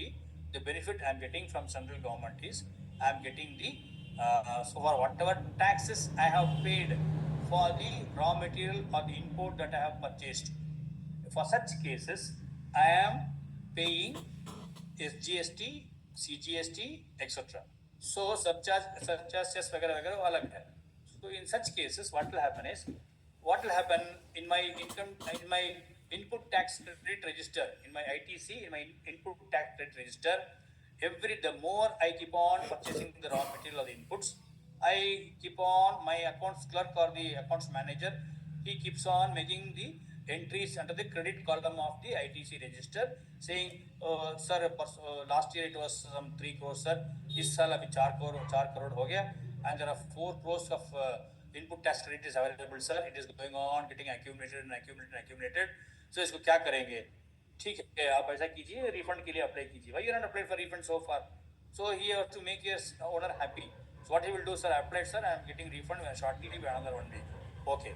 Now this is because certain goods I have purchased from local market. In my input tax credit register, lot of credit got accumulated. The only way to liquidate this particular credit entries is to convert in the form of cash, that is to liquidate. So what I do is I file a LUT shipping bill, and I get the what to say credit entries converted to cash by way of getting the refund on account of accumulated credit. From where? From the GST department on account of exports done by my company. First thing, I purchased raw material. I paid taxes. I manufactured a particular finished product. That finished product, I am supplying it to a foreign buyer by way of exports through customs.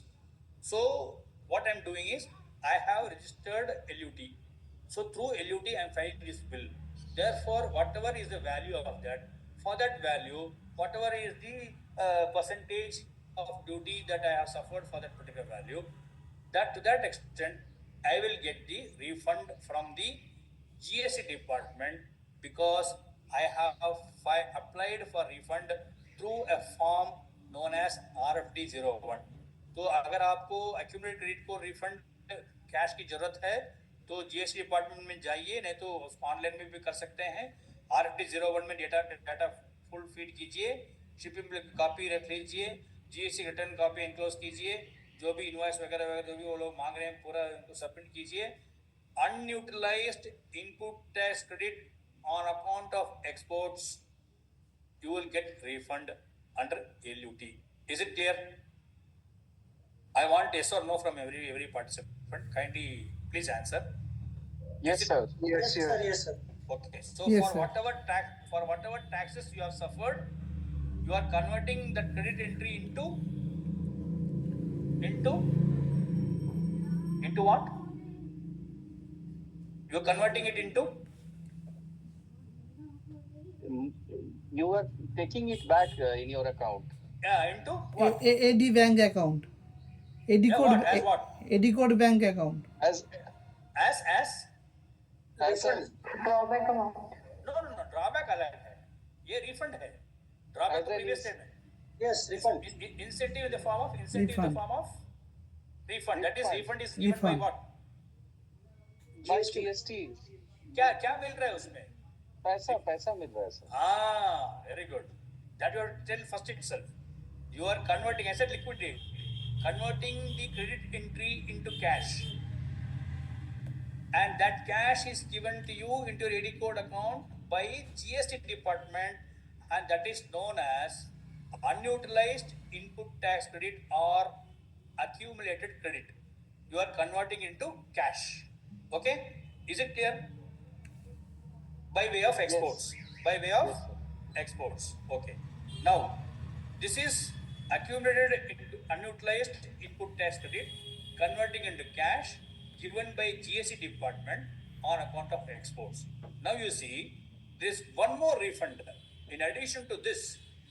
Now in this, what is not included? Can anyone tell me? What is not included in this? Can you tell me? Road tax.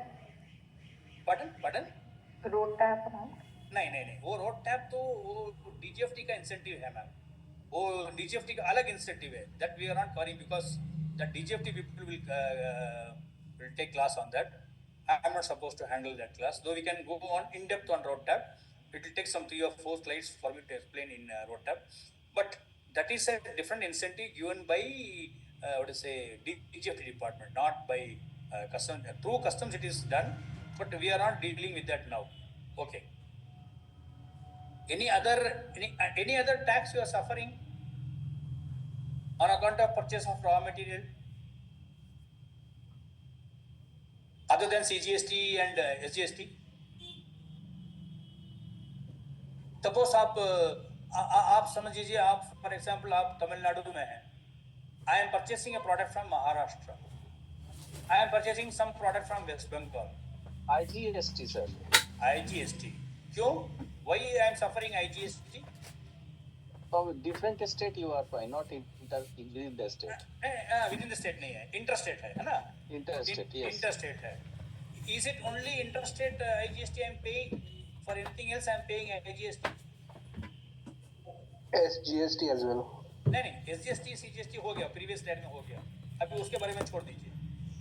अभी IGST के बारे में बात कर रहे हैं. IGST मैं महाराष्ट्र से ले रहा हूँ, तो प्रोडक्ट input material ले रहा हूँ, I'm paying IGST when I'm purchasing the product. Suppose I'm buying some product from West Bengal, I'm paying IGST because वो interstate है. I am purchasing something from Andhra, I am paying IGST. I am purchasing something from Gujarat, I am paying IGST. Anything else other than interstate, any other IGST I am paying? Where such a situation will come? Imported goods.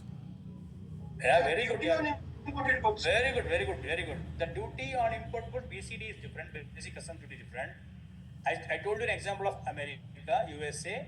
It is for us it is a country, but for GST purposes it is a state. So all interstate supplies attract IGST. That means if I am purchasing from Gujarat, I pay IGST. If I am purchasing from Madhya Pradesh, I am paying IGST. If I am purchasing from Karnataka, I am paying IGST. If I am purchasing from Bihar, I am paying IGST. If I am purchasing from USA, I am paying IGST. If I am purchasing from Japan, I am paying IGST. If I purchase from Singapore, I am paying IGST. Is it clear? Yes, sir. Yes.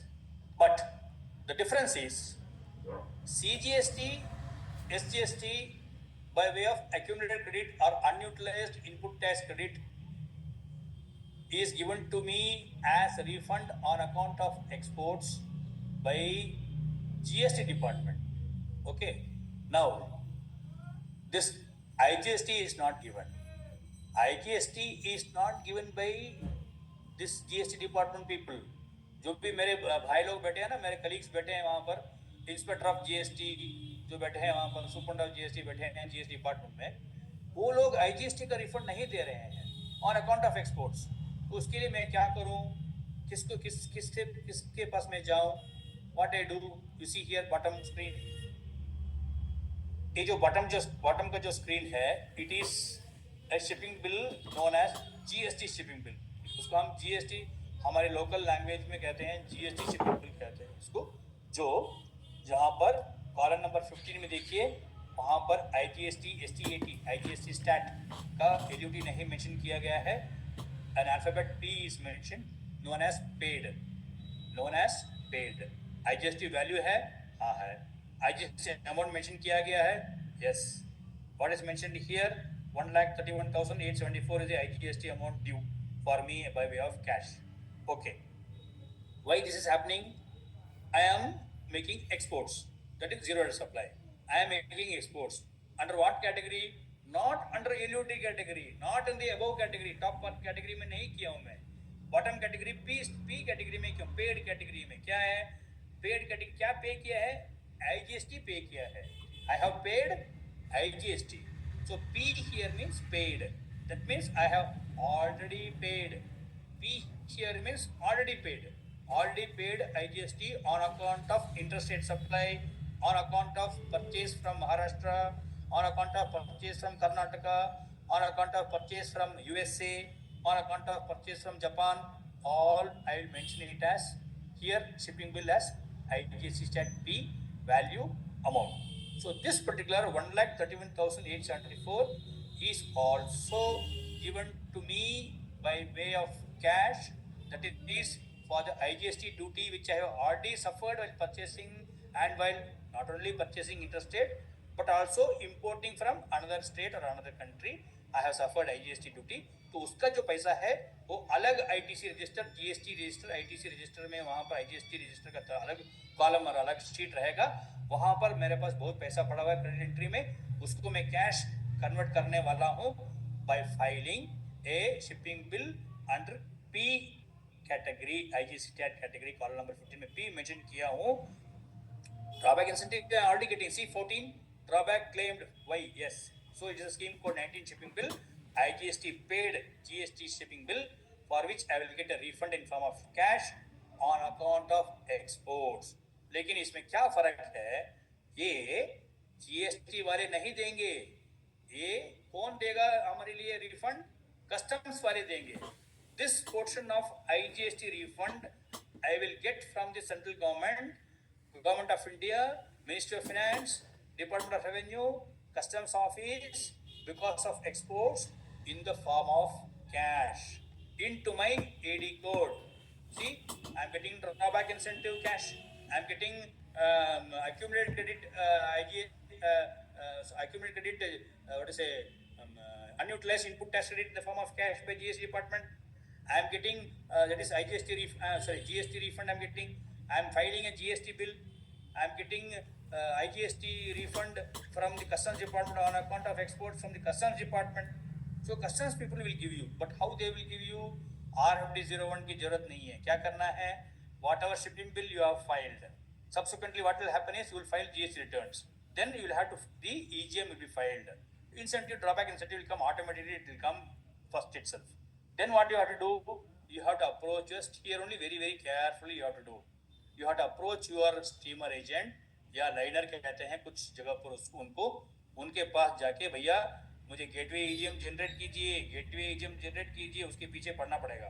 वो 2 या 3 दिन या 1 हफ्ते के अंदर वो gateway EGM जल्दी से जल्दी करवा दीजिए. Ask him to file the gateway EGM immediately without any mistakes.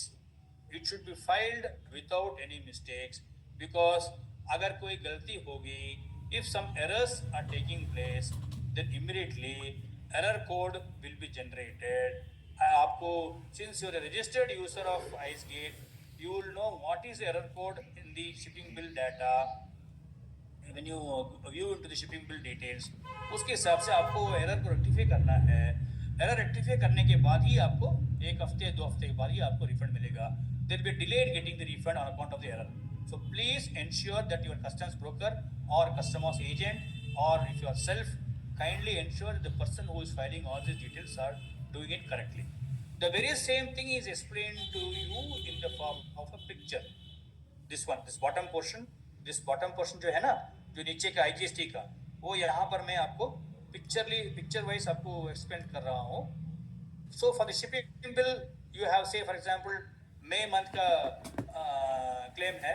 So you will file the returns for May of 2025 during 11th of GSTR1 you will file during 11th of June क्योंकि 6A column of GSTR1 is very important with reference to exports. And 20th June you will file, that is the last date I am mentioning, 20th June you will file GSTR3B. So GSTR1 and GSTR3B once it is filed, automatically gateway EGM will be filed by your steamer agent or liner. In case there is a mistake while filing your GST returns, क्योंकि जो भी data shipping bill में है, please keep in mind, please kindly listen, kindly concentrate. जो भी data shipping bill में है वही data, the same data must be reflected in your GST returns. क्योंकि आप जानते हैं कि गलती होगी, ठीक है, करेक्शन है, मिस टीचर को बोलेंगे, मिस को बोलेंगे, प्रिंसिपल से बोलेंगे, साइन लेंगे, करेक्ट हो जाएगा. लेकिन यहाँ पर टीचर या प्रिंसिपल या कोई गाइड नहीं है. यहाँ पर everything is system, everything is computerised. So computer will not know. If it will take consider an extra dot as a mistake, it will consider an oblique, extra oblique as a mistake. Underscore it will not treat as a hyphen. So many things are there. So data integrity must be maintained while feeding the data in the system. So online में जो भी हो रहा है बिना गलती का आपको फीड करने की जरूरत है. अगर गलती हो गई तो there is a provision to correct it by way of Form 9A. जो बीच में देख लीजिए F9A लिखा है, वो Form 9A है.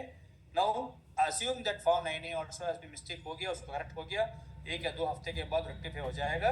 नेक्स्ट मंथ ऑफ 20th तक उसको टाइम है, उसके बाद ही वो वैलिडेट होगा. Assuming that everything is correct now, shipping bill matches with GSTR1, shipping bill matches with GSTR3B, the gateway EGM, local EGM filed, drawback received, gateway EGM filed by steamer agent. तो तीनों integrate होने के बाद आपको एक response code आएगा, उसको कहते हैं SB000. SB000 का मतलब क्या है कि आपका डाटा जो इंटीग्रेट होना चाहिए वो बहुत सही तरीके से इंटीग्रेट हो गया. इसलिए आपको with in 4 days of getting the data integrated, your IGST refund on account of purchase from interstate, on account of import from another state, you will get it as IGST refund from customs department into your AD code. समझ गए? Is it clear? Yes, sir. Yes, sir. So accumulated credit, GST department, IGST refund, customs department, both on account of exports, both will come to your AD code account. Okay, but only thing is the departments are different who are processing your claim. So drawback by customs department, accumulated credit by GST department, IGST refund from customs department in the form of all the three in the form of cash. So please ensure that your gateway EGM is also filed at the gateway port. Kolkata, Mumbai, Navasheva, Visakhapatnam, Chennai, Cochin, Tuticorin, all these places they issue gateway EGM by the steamer liner. बिना mistake का वो gateway EGM भी सही तरीके से generate करने की जरूरत है. Now, one madam spoke about RODTEP. Now, these are the reward schemes used for payment of customs duties. So, this is the history of it. Some of you may be new. So, there was some DEPP scheme when we were all working as inspectors in 2011, and focus product scheme, FMS, FPMS, FPS, then MLFPS, Agri Infrastructure, and then VKGUY scheme, विशेष कृषि ग्रामीण उपज योजना scheme, वो सब चले गया, वो सब वैनिश हो गया, गायब हो गया. Then came the MEIS, merchandise exports from India scheme. Then simultaneously this ROSL, rebate of state levies, also was introduced. Both were introduced very within a few gaps of months only, and after that that also was gone. So then this TMA scheme came, not that famous, but we also didn't work much on TMA scheme. We used to work under RODTP and ROCTL scheme. So again, those schemes also are processed by the DGFT department. उसका relevant notification ये है, and that has been extended to advanced authorization holders, special economic zones, and export unit also. So in depth, if you're a very, what to say, very serious campaigner of all these schemes, you can go through all these instructions and know it by one. Otherwise, if you're not claiming any of these schemes, please don't worry much about it.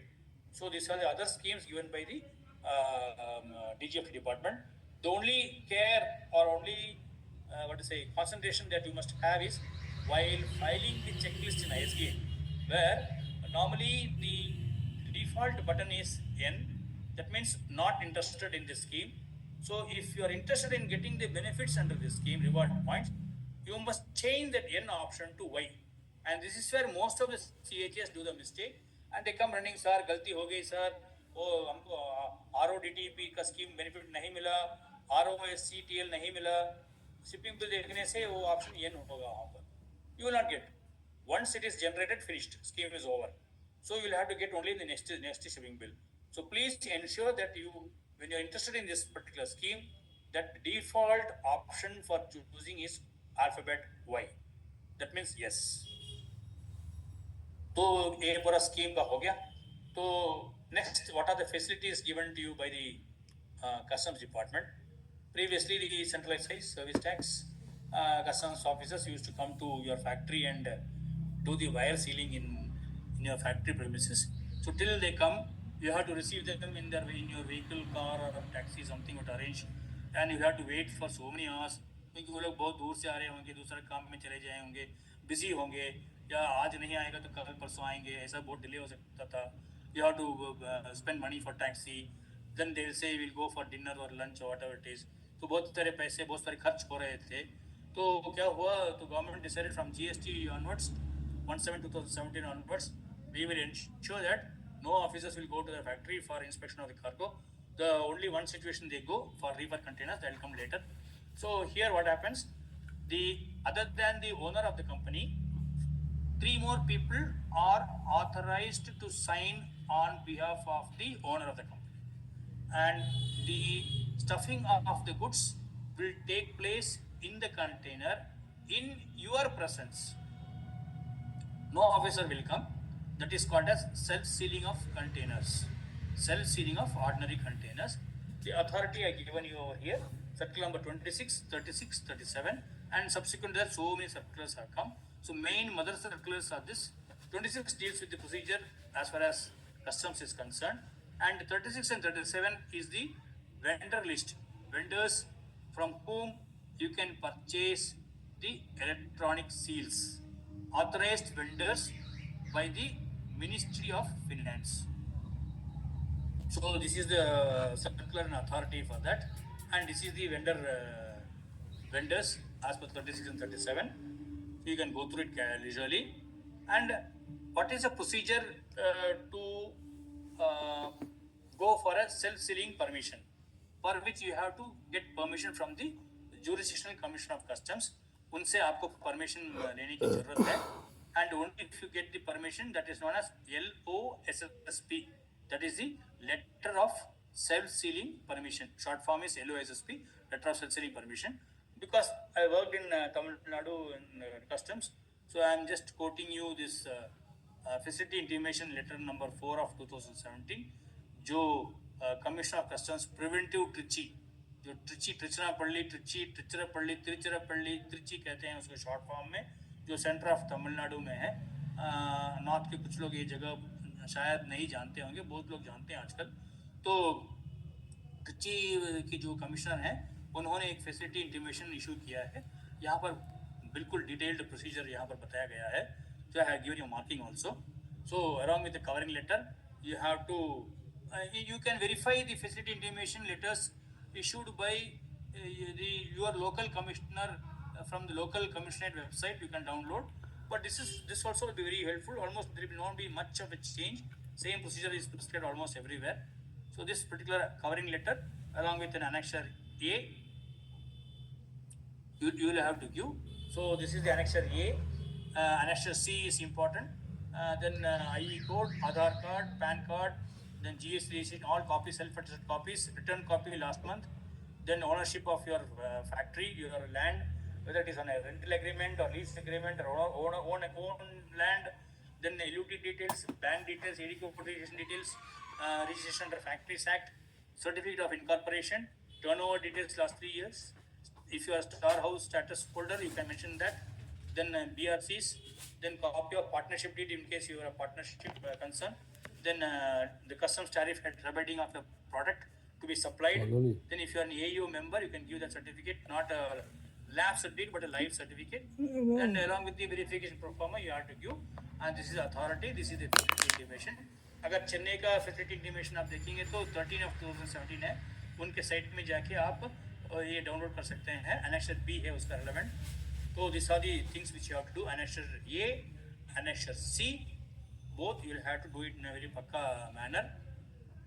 Annexure C में 3 members का nomination दिया गया है. I sent it to you in PDF format, and that you will have to enclose it and give it to the concerned port where your container is going, so that they will convert it from warehouse category to S category, that is self-sealing category. उसके बाद self-sealing category में आप जहाँ जो भी port से आप container लेने एक्सपोर्ट करना चाहते हैं, उस पोर्ट में एक परमिशन लेटर प्लस एनएसएससी दे दीजिए. उसके बाद उसको एस कैटेगरी में कन्वर्ट किया जाएगा. वहाँ से self sealing category containers regularly you can export. It is final, no need to renew. Till it is withdrawn you can go on exporting from any port you want. Now we go to, just like I mentioned, any doubts in self-sealing of containers? No, Any sir. doubts? No. Did I say about yeah? Now I forgot this slide. Oh, sorry, I forgot this particular slide. Hello. Yeah, hi. As you mentioned that Ah. if I got the permission for e-sealing, Ah. then I can be able to export from any port of India, right? Yes. So if you consider my factory is in Kolkata and I want to export from Lavashava, is it Okay. permissible? Yes. Anywhere in India. Anywhere in India. Only thing is what you have to do now. What is your name? My name is Prangan Torfkar. Prangan? Yeah, Talukdar. Prangan Torfkar. Talukdar ji, what you have to do is you are getting the self-sealing permission from your Kolkata commissioner ना. Yes. उसका आप xerox copy या photo copy लीजिए, ठीक है. Okay. ये जो facility intimation में मैं आपको भेज रहा हूँ उसमें एनेक्सर सी है. एनेक्सर सी है, 3 कॉलम्स है, टैबलो कॉलम है. उसमें आपके कंपनी में जो भी है, say Abhishek Banerjee is there, Mamata Banerjee is there, somebody else is there. Okay. The other 3 also are authorized to sign on your behalf in your absence. Fine. उस लेटर जो है ना उनका उनका फोटोग्राफ होगा, उनका सिग्नेचर, स्पेसिफिक सिग्नेचर होगा, उसको आप ओनर हैं, आप साइन करेंगे नीचे राइट हैंड साइड में। लेफ्ट हैंड साइड में जगह है, वहां पर बैंक मैनेजर से आप लेंगे। Okay, from a public sector undertaking you will get a signature from your bank manager and he will attest all दो सिग्नेचर्स एवरीथिंग। उसको एनेक्सर सी कहते हैं। एनेक्सर सी और जो भी कवरिंग लेटर, जो भी लेटर आपको मिला है कमिश्नर ऑफ कस्टम से कि आपका तालुकदार का कंपनी के लिए letter of self sealing permission दिया गया है, परमिशन किया है, he can do self sealing permission बोल के एक लेटर मिलेगा ना आपको कमीशन से। उस लेटर और एनएसएससी को लेकर आप नवेसेवा में और एजेंट को दे दीजिए। उनको बोलो जो भी सुपर एक्सपोर्ट्स है, एसी एक्सपोर्ट्स है, उस उनके सिस्टम में आपका आईई कोड नंबर फीड करने के बाद, ये लेटर देखने के बाद वो आईई कोड फीड करेगा। उसके बाद वो ओके कर देगा। सेल्फ सीलिंग डायरेक्टरी मेंटेनेंस बोल के एक है, मैं आपको प्रिंट आउट पीडीएफ में भेज रहा हूँ। तो उसमें और सेल्फ सीलिंग डायरेक्टरी मेंटेनेंस में अगर रजिस्टर करेंगे तो from Nhava Sheva you can keep on exporting. Suppose you want to export from Chennai, your factory being Calcutta से ये कंटेनर आएगा चेन्नई तक। चेन्नई में भी annexure C plus covering letter दीजिए, कमीशन का परमिशन लेटर दीजिए। वो भी वो सुपरडेंट एसी एक्सपोर्ट्स उसको आपको आपका ई कोड वहाँ पर रजिस्टर करेंगे। रजिस्टर करने के बाद डब्ल्यू कैटेगरी से एस कैटेगरी में चेंज हो जाएगा। आप वहाँ से भी कर सकते हैं।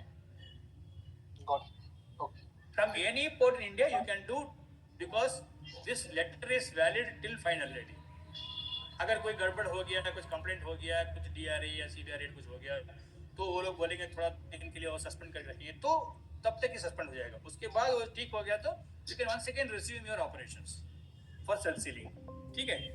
I have one query. I am a merchant trader and I am buying the goods from a manufacturer. Yes. The manufacturer has e-sealing facility license, but the billing will be done in my name. You know, I am exporter. So if I send the container to the manufacturer address, can I do that? No. See, yes, it's a good question. The self-sealing permission has been given only to the IEC of your manufacturer. Okay. Am I audible? Am I clear? Yes, I get it, sir. I get it. Oh yeah, Not- please. not No. Yeah, one second. I'll explain. I understood your question.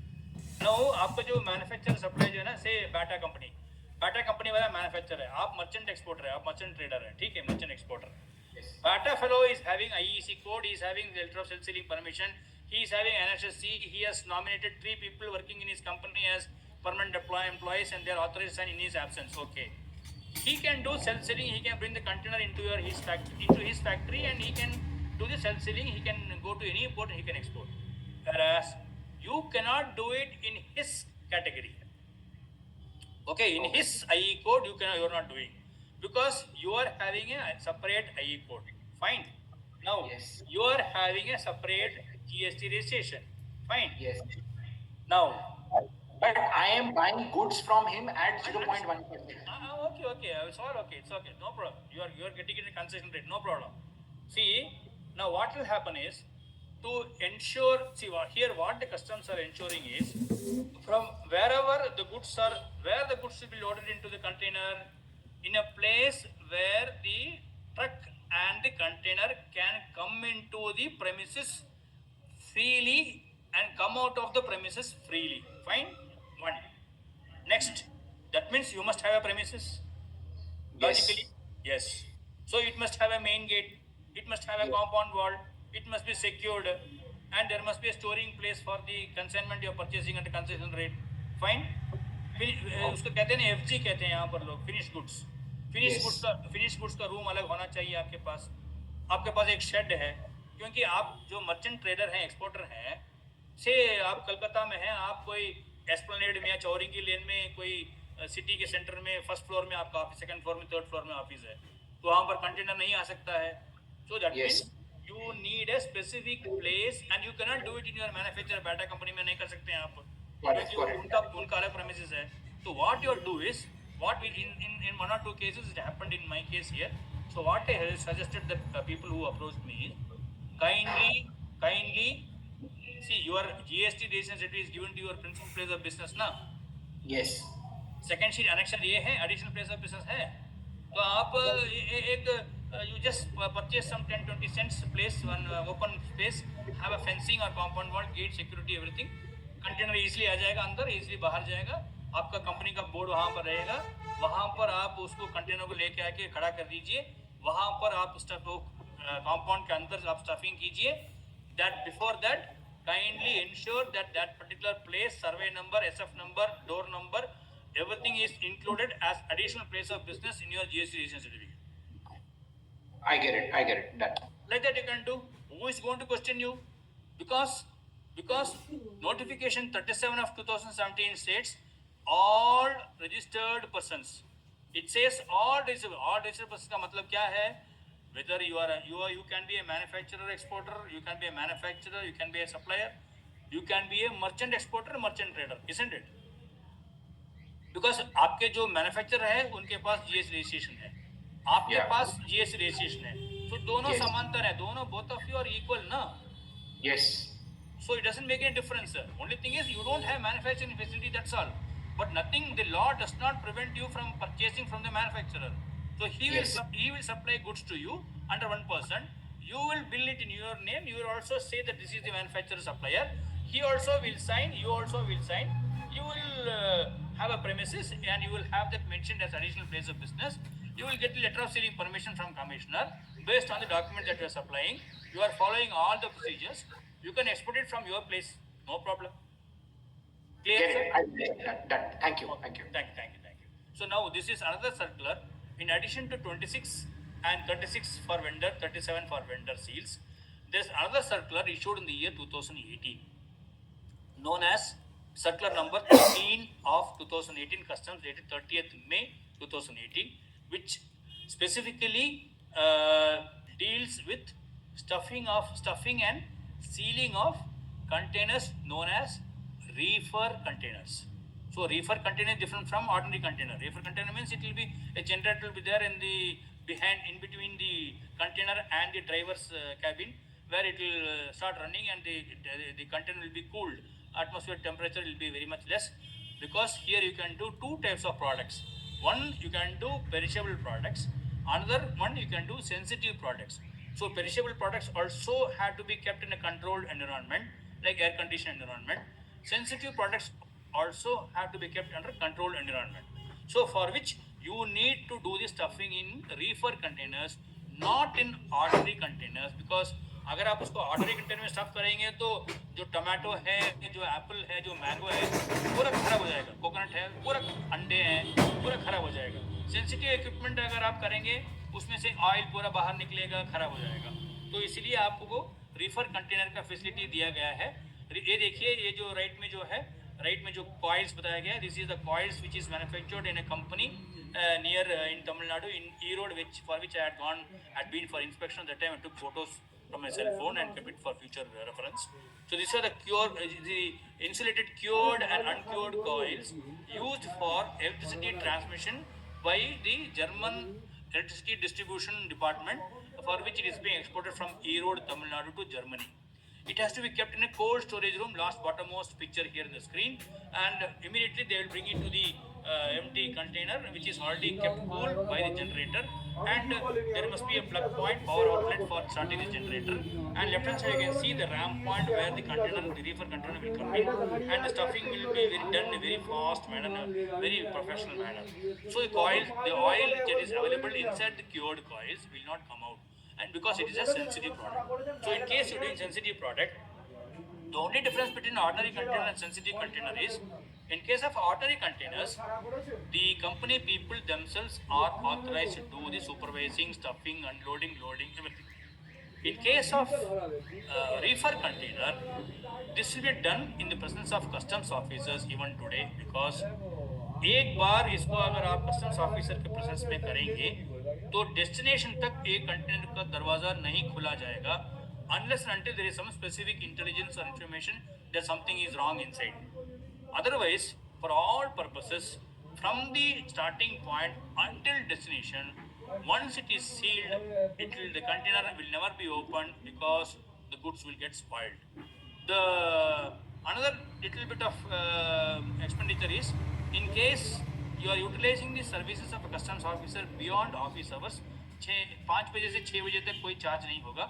6 बजे से आपको merchant over time, MOT कहते हैं उसको, over time, merchant over time, शायद 200 to 250 rupees or 300 rupees per hour, something they charge, very less amount they will charge. So that you can pay in challan to the bank, and that will go into Government of India account, for which the services MOT, merchant overtime charges, paid to customs officer for doing utilizing services beyond office hours. So यही सिर्फ इनका और sector number 13 और 26 का यही फर्क है कि MOT यहाँ पर आएगा, and this will be done only in the presence of customs officers. All other containers you need not wait for any customs officer. So this is the difference. So just like I said, there are three, I hope it is very clear, there are three types of bill of entry also. Just like I said, there are three different types of shipping bill. Zero scheme shipping bill, 00, incentive 19 drawback shipping bill. Then there is a DGFT scheme oriented shipping bill, so three categories. Just like that, there are three other different categories of bill of entry. यहाँ पर तीन situation है, जरा ध्यान से सुन लीजिए, please listen with concentration. Suppose I want to import something very urgently, or I need it on a regular basis, and I need the material for my production. Second condition, I have sufficient money to pay import duty. In such cases, what I will file? The first one, the bill of entry for home consumption. What bill I will file? Please repeat. Bill of entry for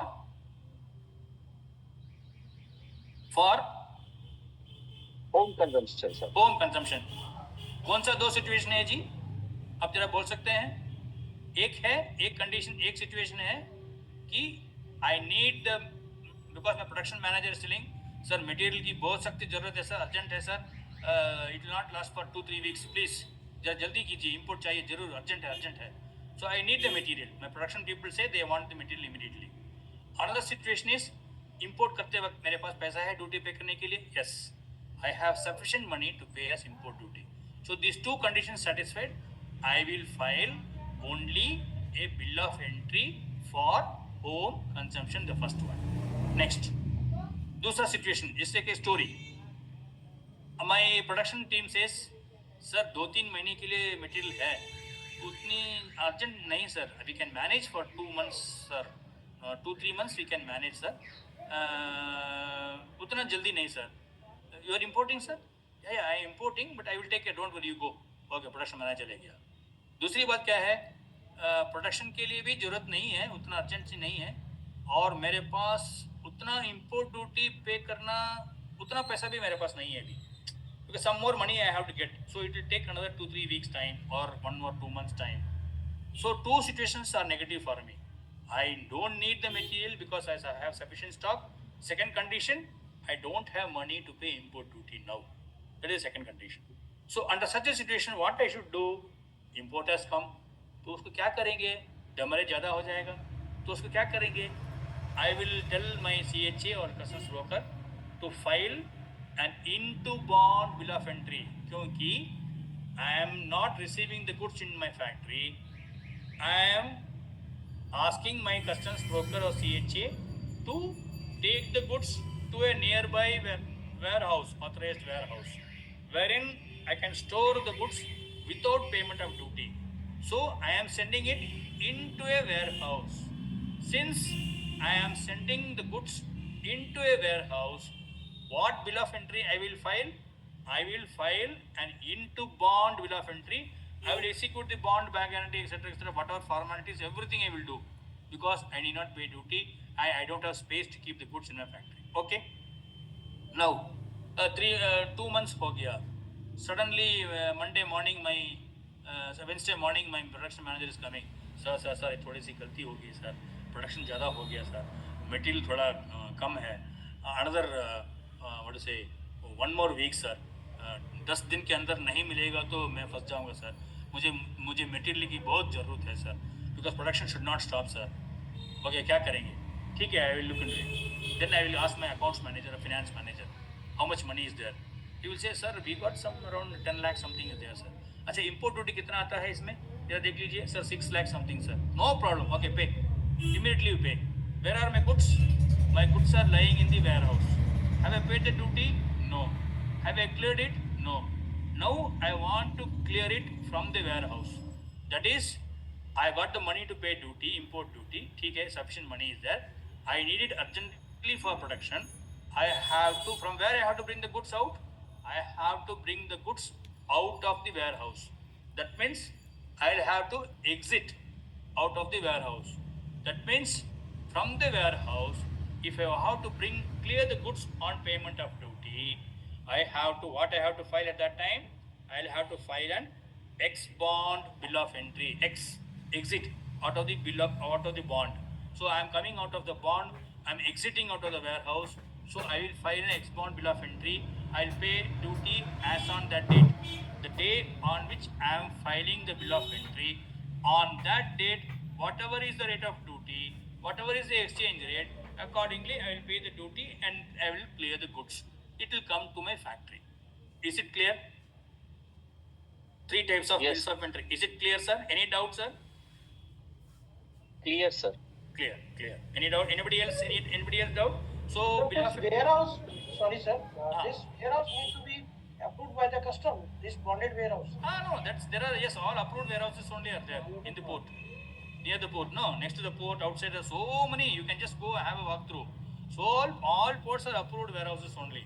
Not public warehouses, private warehouses. All approved. And this facility is available for perishable products also. Yes. The perishable products are available. Only thing is, it will be air conditioned atmosphere, storage facilities, etc. We'll come to warehouse part later. Okay. So, don't worry whether it's for perishable, non-perishable, everything, alcoholic beverages, food items, sensitive products, perishable products, sensitive products, all type of products, warehouses are there. India has developed a lot here. बहुत development हो गया है. सिर्फ आपको क्या करना है, अगर आप पैसे की सख्त जरूरत है, अर्जेंटली इनफ सफिशिएंट मनी नहीं है, या प्रोडक्शन के लिए आपके पास बहुत सारे स्टॉक हैं, तो वही पीपल, बिजनेस पीपल ना, दे विल थिंक मुझे क्यों ड्यूटी पे करके पैसा क्यों लॉस में होना चाहिए. I will put it for some more days in the bank. मुझे 2 महीने का इंटरेस्ट मिलेगा ना, 3 महीने का इंटरेस्ट मिलेगा ना, मैं क्यों पैसा वेस्ट करूँ. इंटरेस्ट तो कम से कम इंटरेस्ट तो क्लोज लैक्स में आ जाएगा मुझे. तो ओके, लेट मी पे get the interest from bank यार. So I will file bill of entry, into bond bill of entry, send it to warehouse, let it be there.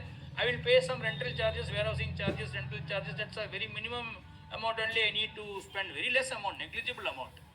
Okay, when I need it, I should have money to pay duty. मेरे पास duty के लिए पैसा भी, my friend gave me some loan, or I bought it from the bank, or whatever, whoever has to pay me some money, they have given it to me. So money got accumulated now. So I am prepared to pay duty. I want the goods urgently. I will file X-bond bill of entry. I will not file bill of entry for home consumption. I will file X-bond bill of entry to exit out of the bond or exit out of the warehouse. So 3 different categories. That means what is the inference you get is, whenever you want to send the goods into a warehouse, whether it is a private or somebody else's or yours, whenever you want to, you will file a inbound bill of entry. Whenever you want to take out the goods from the warehouse for protection or for clearance or whatever it is, you will file a X-bond bill of entry. Is it clear, sir? Inbound, X-bond, inbound, X-bond. Is it clear? Yes sir. Okay. Yes, sir. So please keep it in mind. Don't file the wrong bill of entry. Now, so electronic sealing, ordinary containers over. Electronic sealing for reefer containers, for perishable products over. 13 of 2018. Electronic sealing for sensitive goods, again same 26 and 13 over. Then you have the 3 different types of bills of entry that you are filing. Now we are coming to something which is called under chapter 9 of Customs Act, section 58, section 58A and section 65. These 3 sections are very, very important. 58, see, you can see serial number 1, column number 3, section 58. Serial number 2, notification number 72, special warehousing license, section 58A of Customs Act 1962. Then you can see notification number 69, MOW, people call it as mover, but it is manufacture and other operations in warehouse regulations 2019. So which we can see it as section 65. So 58, 58A section 65. All three are very, very important sections. Then other circulars, everything you can update, you can go through. Already it's given here in tableau column. Just to go through all those things, I will send it across as PDF format also. So your downloading time also is not wasted. Now we'll go for 58A. I think one of our participants. Can I ask one thing? Please. If I want to get the goods into a bonded warehouse, and from there I want to re-export to another country, can I do that? And first, this is my first question. Second is, if I want to make some value addition in the bonded warehouse, can I do some value addition in the bonded warehouse? Yes, you can. Yes, I'm coming to that. Yes, you asked a question. Sufficient material also is given to you. You can do it. I will come to that one by one slide or the other slide. Okay. You have asked a very pertinent question. Now, somebody was speaking about what to say, perishable and sensitive goods, na? Yes, sir. Yes. So for you can just keep this in mind. You have to concentrate on 58A to a large extent, because it gives some two categories of items which fall under this is a class of goods. One is gold, silver, other precious metals, semi-precious metals, and articles thereof. You can put it in. You can send it to a special private warehouse. Then goods warehouse for the purpose of 2A, B, 2B, 2A, 2B, 2C. Supply of duty-free shops in customs area, I told, cigarettes and beverages, alcoholic drinks, and so many other items. Then fancy items in duty-paid shops. Then there is supply of stores to vessels or aircrafts under Chapter 11 of Customs Act. Some foreign privileged persons you may not come across. And I'll give you an example because you asked me about sensitive products.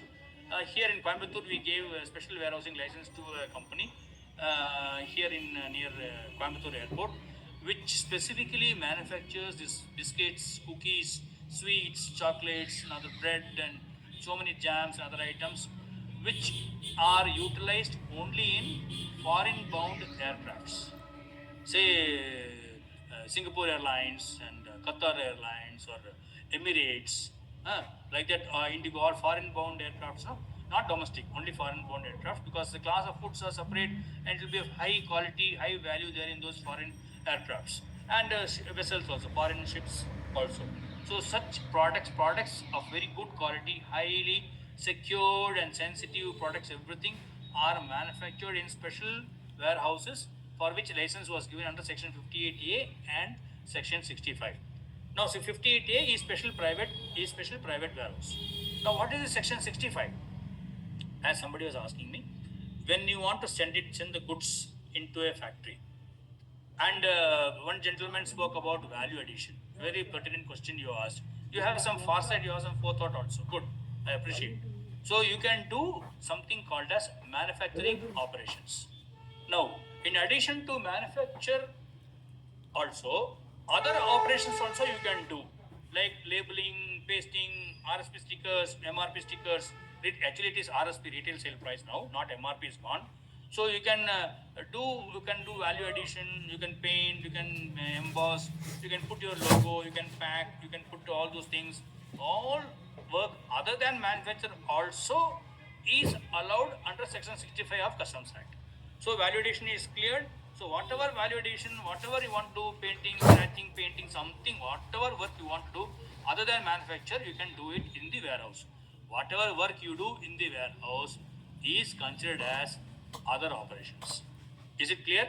Now, private warehouse. Similarly, there is something called as private warehouse, which most of us come across on a daily basis. Now, who can do what has to be done? Everything is in notification circular. So, notification 71, circular number 34, all those things are there. Detailed list I am giving you. Here, what you can do is, I have given you the image of a factory over here, a sketch, a schematic diagram of a factory. The entire existing factory can be converted into warehouse. Otherwise, the yellow portion, red, a part of the area in an existing factory can be converted as a warehouse. 2. Now 3. A new factory, entire factory can be converted as warehouse. 4. A part of the newly yet to be established factory also converted as a warehouse. So 4 different types of warehouses, private warehouses you can establish. And part 1, part 2, part 3, these details you have to submit. It's a very big list of items you have to submit. That those are all things are all procedural. So what is the advantage? There is no dual control. No export Minister of Commerce control is not there. Only Ministry of Finance or Customs Department control. That too no physical control, only record based control. सिर्फ inspection के लिए एक बार आपकी company में आएंगे, उसके बाद वो लोग नहीं आएंगे, कभी भी नहीं आएंगे. Unless until there is a complaint, they will never come to a factory. You have to submit monthly returns. That's all. 10th of the subsequent month, you have to file the returns. There is no EO, there is no export obligation. Then there is a deferment of duty. Deferment of duty means you need not pay any import duty for any imports done into this warehouse. No need to pay import duty. And for export, there is no duty. So importing, don't pay duty, bring into your warehouse, do whatever you want inside. Again, you finish the product, quality control over, put your logo, emboss, and put the MRP sticker or RSP sticker, whatever it is, pack it, send it, finished. Sir, how long can we keep these goods into the warehouse? Because let's say 6 months, 1 year, 2 years. No time limitation. No time limitation. You can, because one by one you'll be using the material one after the other, depending upon the orders you'll keep on doing. You can import, don't pay duty, keep it there, keep on exporting, no problem. Fine. You can bring in. Export partially. Yes. Yes. What? See, you can purchase. See here, the advantage is you are purchasing raw material or input from local market. You are paying GST, CGST, SGST. Fine, that is taken care of. For which you will get your refund if you want. You apply for refund, you will get. You are importing material. Some material you are importing, or major portion of your material, or 50% are importing. You are not going to pay any duty. Now you are going to mix all these things and prepare a new product, which is called some name, which your product name. Okay, that machine or some machine or part or whatever it is, you are manufacturing, you are supplying as exports, serial supply. So importing, no duty is paid. Exporting also done without any payment or duty. Is there any problem? Is there any problem? No problem. If you are opening EOU, if you are opening ACZ, वो director MEPZ वाला बैठेगा आपके सिर के ऊपर, customs वाले आपको सिर के ऊपर बैठेंगे. ये क्या हुआ, वो क्या हुआ, आपका NFE पॉजिटिव नहीं है, आपका ये नेगेटिव हो गया, over and above you are not done this exports, आप फाइन पे कीजिए, do this do that. Simply it is staying in the warehouse, pay duty, वो करो, ये करो, फाइन मांगो, वो करो, all trouble will take place. So don't go and establish EOU, don't go into SEZ. Simply convert your existing factory into a warehouse, or establish a new factory, convert the entire factory into a warehouse. Matter is over. Don't pay duty.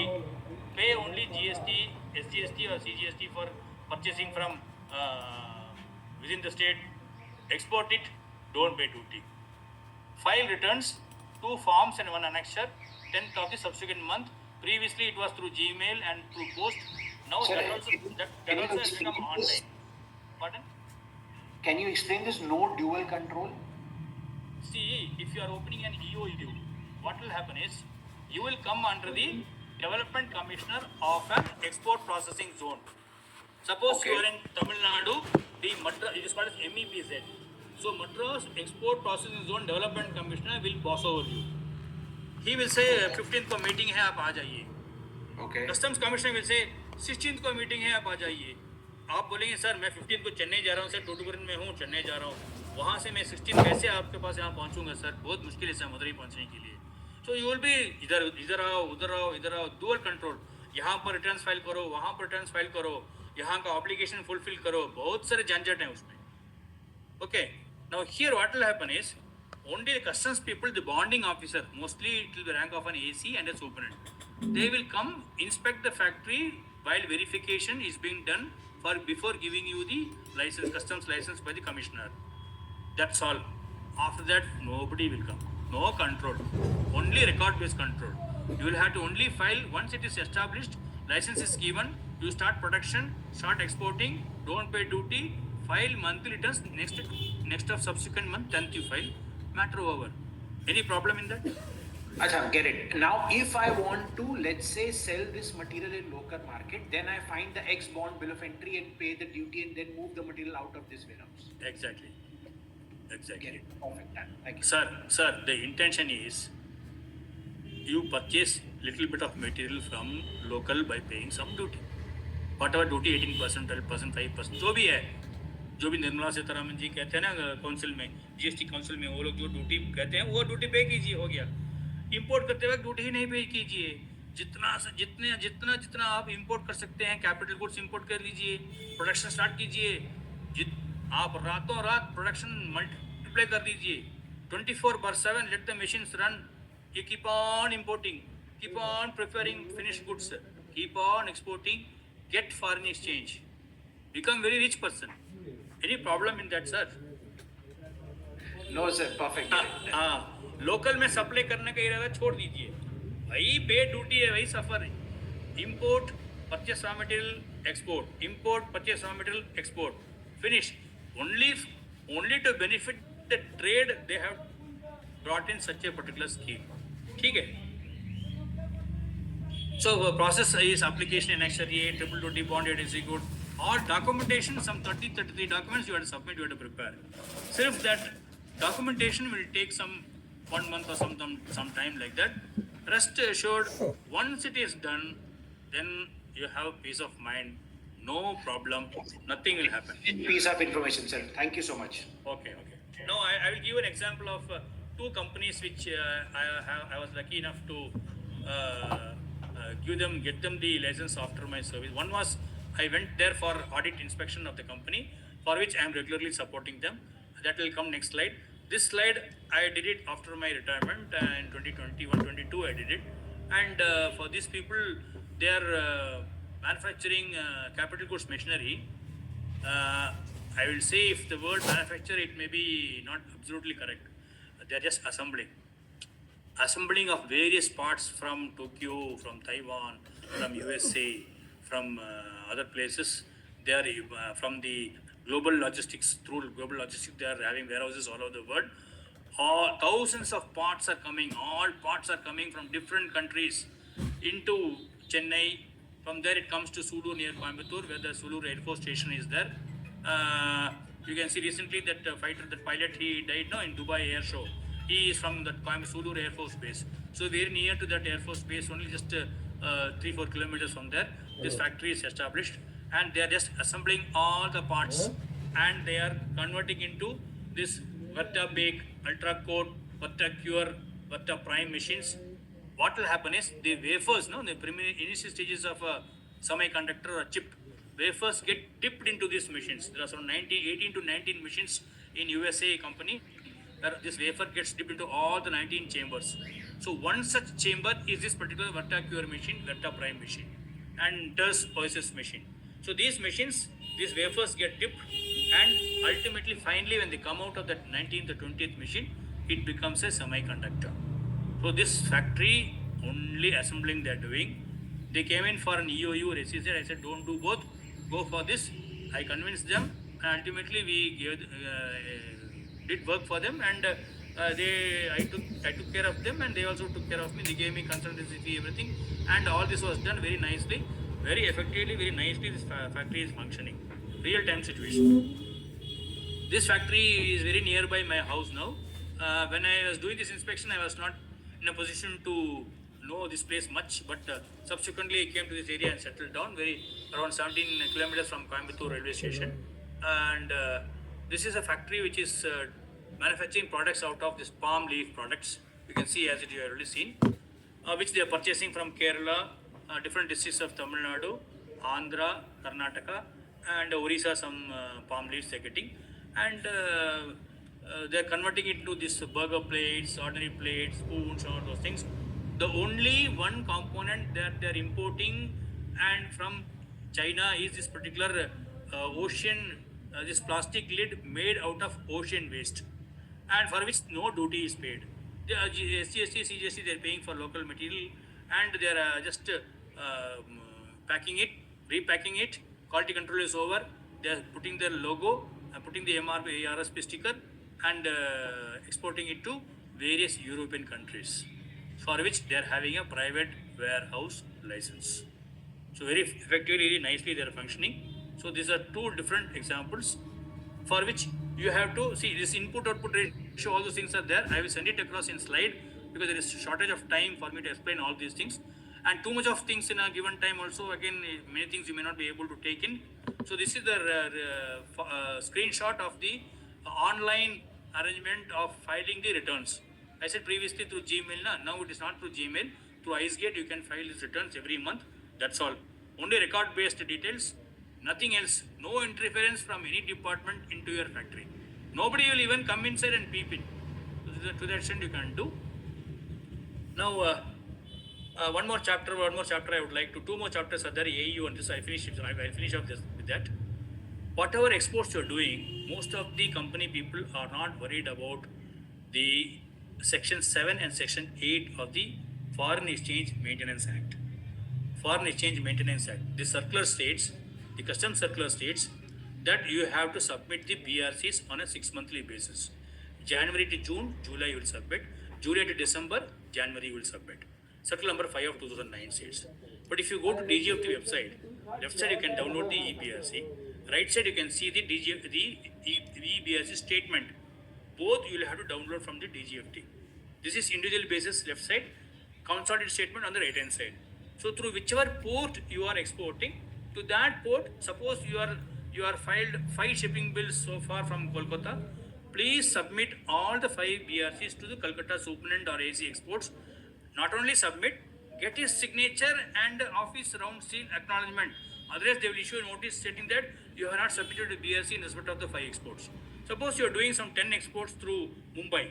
So Mumbai also you submit all the 10 BRCs, get the signature, sign, seal from the customs officer, so that you don't get any notice from Mumbai customs that आपने BRC submit नहीं किया है, इसलिए आपको rule 16A के हिसाब से आपको ड्रॉबैक वापस कीजिए, एक्सपोर्ट सेल प्रोसीज आपको वापस नहीं मिला है, we are going to recover, take recovery action will be initiated under rule 16 of the drawback rules. Upfront interest will be charged, penalty will be levied, 1 lakh का penalty 1 लाख होगा, so 2 lakh चले गया, interest चले गया, drawback भी वापस करना पड़ेगा. So please ensure that you submit your BRCs. This is the area where most of the company people are very slack, they're lazy or they don't care at all. And this is a number of cases. Every time people will call me, sir, notice receive किया sir, order हो गया sir, पैसा वापस करना है sir, क्या करेंगे sir. उसके बाद क्या होगा, कस्टम्स डिपार्टमेंट वाले नोटिस भेजेंगे, उसके पीछे पीछे ही आपको आपका एडी जो है ना कोड रजिस्टर किया है, बैंक वाले नोटिस भेजेंगे, उसके पीछे पीछे आरबीआई वाले भी नोटिस भेजेंगे. तो please don't get into trouble. Section 8 deals with realization and repatriation of foreign exchange.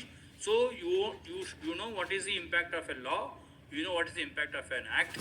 So please don't violate any act. Even rules also we can somehow manage procedurally. But what if sometimes if we get deducted payment, or if the foreign party runs away and with the payment they don't pay it? Yeah. So in such cases what will happen is, yes. So what happens is, you will have to, suppose that's what, when you go into this, you will have to identify in respect of how many shipping bills you have got the entire foreign exchange, minus the commission, minus the bank service charges, which is deductible as per Government of India notification. Fine. How many cases you have received part amount? In how many cases you have not received the full amount? How many full amount you received, how many part amount only received, how many amount not all received. So this you will have to maintain it physically and electronically, Excel sheet and register, and you have to update your register every now and then, and you are submitting the BRCs to the extent we are safe. Now, the government has given you a drawback incentive, assuming and presuming that you will realize the entire foreign exchange proceeds. But since, as you said, that you have received only part of the amount, so what you have to do is, how much part you have received, proportionately, the drawback you will have to return with interest. In case you have not received the FOB, the fellow has run away or some reason you are not able to track him out, there is another method for that. But in case you have not got any amount, to be on the safer side, kindly reimburse the entire drawback with interest from the date from which the scroll has been released up to the date on which you are going to take the demand draft. Pay it in TSC challan and demand draft till the date to be counted for the counting the interest number of days delay. You have to count the date on which you are going to submit the DD in the bank. That date also has to be taken into account. Pay back the entire amount. That you have to do it. So this you have to. Or that small SWIFT charges which is deducted or small bank charges deducted, do we also need to reimburse No, that? no. That is not taken into account. Drawback amount proportionately you calculate.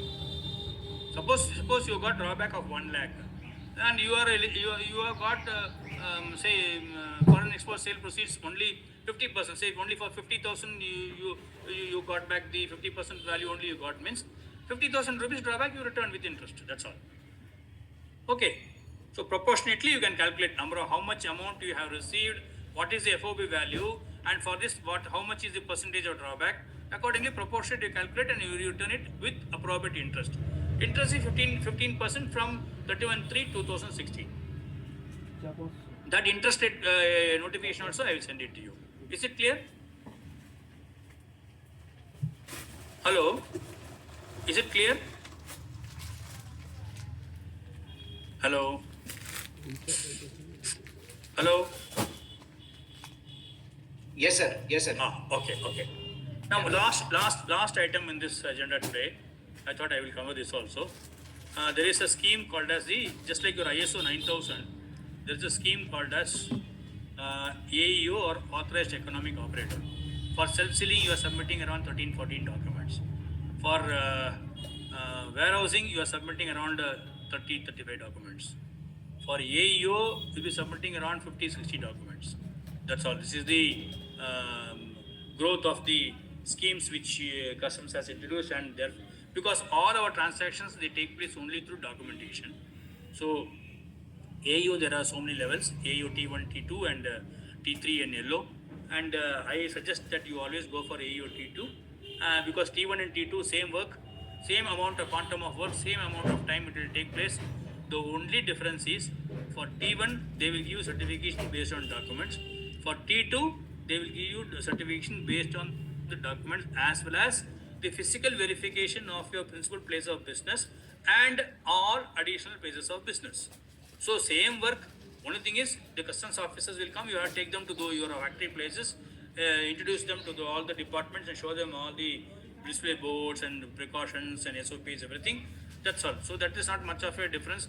Within 1 day you can finish off the entire drama. So please, I advise you, don't waste your money and time for the AEO T1. Straight away go for AEO T2, provided you have established a company for the last 3 years. And I'll go to this slide. You have around 25 documents. You have established a company for last 3 years.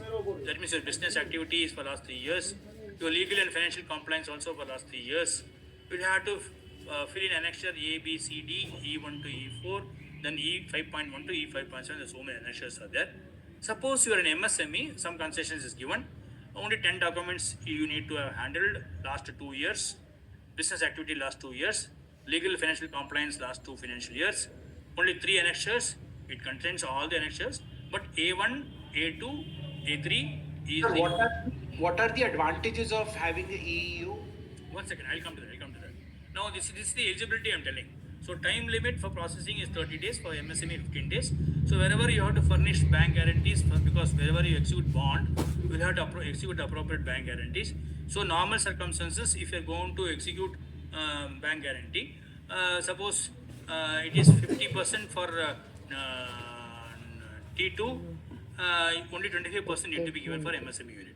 Suppose it is 25% bank guarantee for T3, you have to execute only 10% of bank guarantee, like that. So all concessions are there. Now what is the benefit given here is, see, you have to ensure that you have a secure supply chain and all those standards you have to meet, because it takes almost 1 or 2 months, full 1 or 2 months to sit together either online or offline or in person to discuss and rectify all those documentation. And the advantage is that your drawback claims will be processed faster. If your container is in the last one, you can come to the first. You can jump the queue, and some reduction, I mean your refund rebate will be sanctioned at a much more faster pace. If there's litigation, that will be taken care of very fast. They'll finish it within a month or so. And the customs people that to the country where you are exporting, in that place, suppose you are exporting into Singapore or Malaysia, the customs officer of Singapore or Malaysia will be of help to you, because any dispute with the person, anything with the person, that you can settle it with those people also. The local trade industry, the commerce industry, confederation industry, and whatever is the trade body, apex body over there, they also will be able to, the customs people will coordinate with them and get your problem solved. And there is a reduction in dwell time. Then assist, that is assistance. That is, you have to take care of the word called as MRA. That is mutual recognition agreement. So wherever India has signed MRAs with different countries, with those countries you can establish a hassle-free introduction and connection, so that there's a smooth flow of goods from here to that particular country. In case of some janjat, some problem there, they will be able to help you out. These are some of the benefits. And right hand side, I given you something. Out of charge, the export order, scanning on priority, deferment of duty. This is deferment duty last time I told you. The faster disposal drawback, as I already told you. Assessment and examination will take place fast. Then special valuation branch, if there's a dispute, will be settled very fast. Bank guarantees, there's a concession to be executed, the quantum of amount to be executed in a bank guarantee. You can have the facility of pasting the RSP or MRP stickers in the premises. And on-site PCA will be conducted only once in 3 years. Otherwise, every year they'll be conducting a PCA, that is post clearance audit. And CRM will be established in the customs department in India. You can contact him and you can get all those things cleared. So like this, refund rebate will be sanctioned very fast. Foreign Customs Administration will be able to help you. Like this, there are facilities given to AU clients. This is the instruction of the world. Can merchant exporter apply for AEO? Yes. Okay. He can. See, you are having a registration, you are having records, but only thing is you will have to prove everything that a company fellow is providing, including the purchase details, how you have purchased, what is the agreement between these two, your factory premises, all those details you will have to, and you must have lot of procedures in place, secured financial security, all those procedures in place must be there. That you will be able to understand if you read. Kindly note down this circular. I have mentioned it here. I'll go back. Circular number 33. See, it's here, right hand side top, you can see. Circular number 33 of 2016 as amended. If you go through this circular, all your doubts can be clarified. But take a printout, mark whatever you have gone through, whatever you have stored in, kindly mark it. So that repetition also, you can just need to highlight those marked places. You'll be able to understand very easily. I said about deferred payment. No. Other than this, there is a DPD, DPE facility, which also is available in the subsequent circulars. So direct port delivery, direct port exit entry is there. So you can, for exports, direct port delivery is there. Direct port entry is there for imports. So you can have to sign some 1 or 2 forms and submit it to the customs people. So directly from the vessel, it gets offloaded, and from the port immediately it is transferred, it is shifted to your company. Duty payment also need not be done, because for every import, you must pay duty immediately, only then the goods will be cleared. But in the case of AEO clients, what the government has done is, it has given you the facility of deferred payment, duty payment. Here, deferred payment here, not warehousing type deferred payment, but deferred duty payment here means that for this particular period, you have, as per the tabular column mentioned here, for the period from and to due date. So from 1 to 15, 16th of the month, you have to pay like this. Deferred payment duty facility also is given to AEO clients. So you are, to a large extent, some 3 to 4 to 5 days of benefit you are getting for AEO clients. And this is the certificate. Verification will be done by the local jurisdictional commissioner. aeoindia.gov.in, you have to file the online application. Plus, you can send it to your local customs policy section of the jurisdictional commissionerate through Gmail. And you can have physical copies, printout copies, some 4 or 5 copies. You have to have very big dictionary type volumes to be prepared. And based on that, it will be submitted. Any audit is there, we can answer that. And after that, it will be again processed. It will be cleared from Chief Commissioner's office. It will go to Department of International Customs, New Delhi. And from there, the certificate will be given to you like this, in this particular format. Okay, so one more thing I will complete.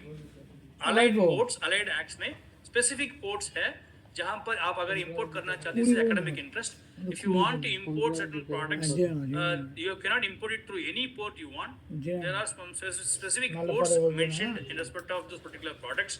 So Cosmetics and Drugs Act, Cosmetics and Allied Acts, 1940, if you are going, you can import it through these specified ports: Chennai, Kolkata, Mumbai, Nhava Sheva, Cochin, Kandla. Then Delhi, Ahmedabad, Hyderabad, Firozpur Cantonment, Amritsar, Banaghat, Bonagon, Moisan railway stations, you can import. Then for food items, it is Daranga, Assam. Then for vehicles, it is through Nhava Sheva, Mumbai, the blue color I mentioned over here, seaports, airports, and ICDs I mentioned over here. Kindly go through. And in case this is a GST matter, not customs matter, still for academic interest, if your turnover is annual aggregate turnover is exceeding 5 crores, effective from 1st August 2023, as per notification number 10 of 2023, you will have to raise an e-invoice in addition to your invoice and EV bill, etc., etc. It is mandatory, irrespective of whether you are supplying it to any state in India or within the state or for export. So all the three situations, you will have to generate a e-invoice if your annual aggregate turnover in the previous year exceeds rupees 5 crores. Okay, so these are the important websites which are of very good interest to people who are doing trading, who are doing business, who want to do export import, and these are the reference books which I regularly mention for you to go through. So in case you have further doubts, I had to rush up, sorry. If you had some more time, you could have gone a little bit leisurely. I would have answered all your questions. Even now, I request you that in case you have any further doubts, kindly mail me and kindly mail it to Sir Richard sir also. He also will be a very good person. He will coordinate with each one of you. And in case you want to have any further help through me, you can utilize my services. And I wish you all the best. Do well and become a successful entrepreneur.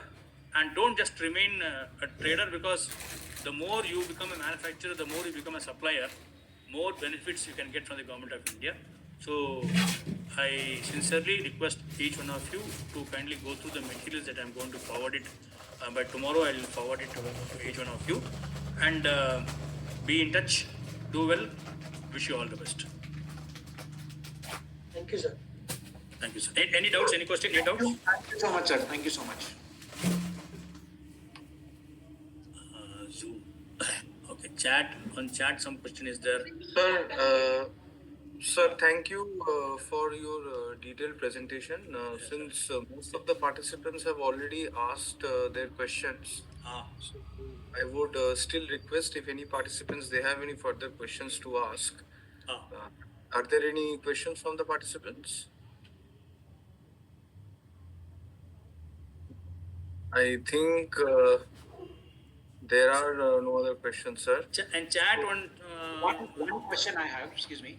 Yes. Let's say some material, and I want to use part of that material for home consumption and part I want to shift it to my warehouse. Is it possible, sir? See, what you have to do, see, when are you deciding which part is to be intended for which one? So maybe at the time of ordering, I can decide. Yes. So you file separate bill of, see, for whatever you want to supply to you to known person, you file a bill of entry for home consumption, bring it to your factory, you give it to him. Okay, that's a separate part. Keep it separately, because warehouse is a separate portion. Warehouse is earmarked. It is having a very strong compound. Not compound wall. It's having a very high, huge ice wall, secured lock and key, inventory. One thing I forgot to tell, like nice that you asked me, two doubts I have to clear. One thing is that as far as warehousing is concerned, you will have to always appoint a full-time warehouse keeper on whom the entire responsibility of maintaining the database electronically, maintaining the database physically, and in out of the warehouse stores in charge warehouse keeper is mandatory. He must have a digital signature certificate class 3. You have to get it for him. Appointment order is must, along with all the documents.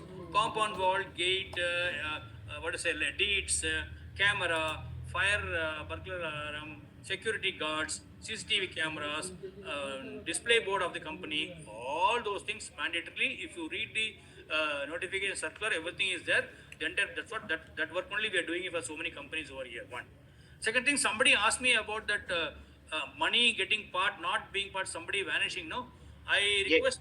I think I do not know whether ECGC. I think ECGC also is part of few classes. I think. So Yes. kindly listen carefully for the ECGC class, because normally what happens is people come to us saying, sir, वो Sri Lanka LTT वार में वो चले गया sir, तो मर गया ऐसा बोल रहा है, पैसा नहीं मिला सर, क्या करेंगे सर, नोटिस आ गया सर, रिजर्व बैंक से नोटिस आ गया सर, ED से नोटिस आ गया सर, कस्टम्स वाले 2 नोटिस भेजे सर, क्या करेंगे. Like that people come. So ECGC also please register all exports. Don't be lazy on that. ठीक है, थोड़ा सा मामला है, छोटी स्मॉल अमाउंट ना, we will take care बोल के बड़ा ऊपर जाके बैठ सकते. ECGC has to be applied after Yes. the export or before the export. Before. So after करेंगे तो सब लोग आफ्टर after झंझट में the shipping, झंझट में before फंस जाने के the बाद ही shipping सब लोग अप्लाई करेंगे तो क्या फायदा है, बोलिए. So before shipping bill has been filed. Before shipping bill has been filed, only you have to do. After no use na. Because only when I get caught I will file for insurance, not like that na.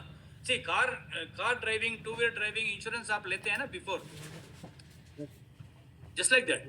It's only an insurance. So insurance ECGC जहाँ पर पैसा नहीं मिला है, ECGC will take care a maximum portion of your not received amount. So that you please do. That I forgot to tell. Yeah. Perfect. That's it. Thank you. Any other doubt? So for bill of entry for local supply, file a bill of entry for home consumption. For whatever you want to bring the goods into a warehouse, file a inbound bill of entry. That's all.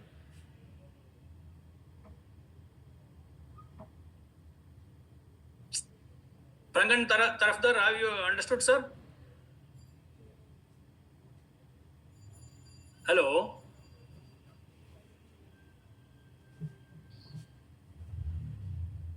So, okay, Richard, sir, I think no doubts. Sir, I think there was one last question in the chat box. So Which one? One second. can we use the shipping CHA's warehousing facility for stuffing or dock stuffing? How come CHA has got warehouse? No, CHA is customs agent. He will prepare the checklist. He will file the shipping bill, nice gate. He will bring the goods into the CFS or ICD. He will assist the customs officer for examining.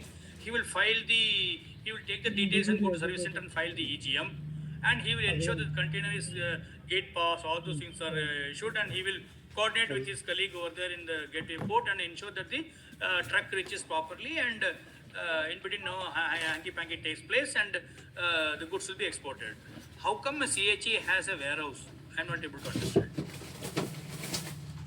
Warehouses are established by established custodians and warehouse authorized by the customs department for storing the goods. CHA will not have the warehousing facilities, sir. I think you have to rephrase your question, or just check it with your CHA and get back to me.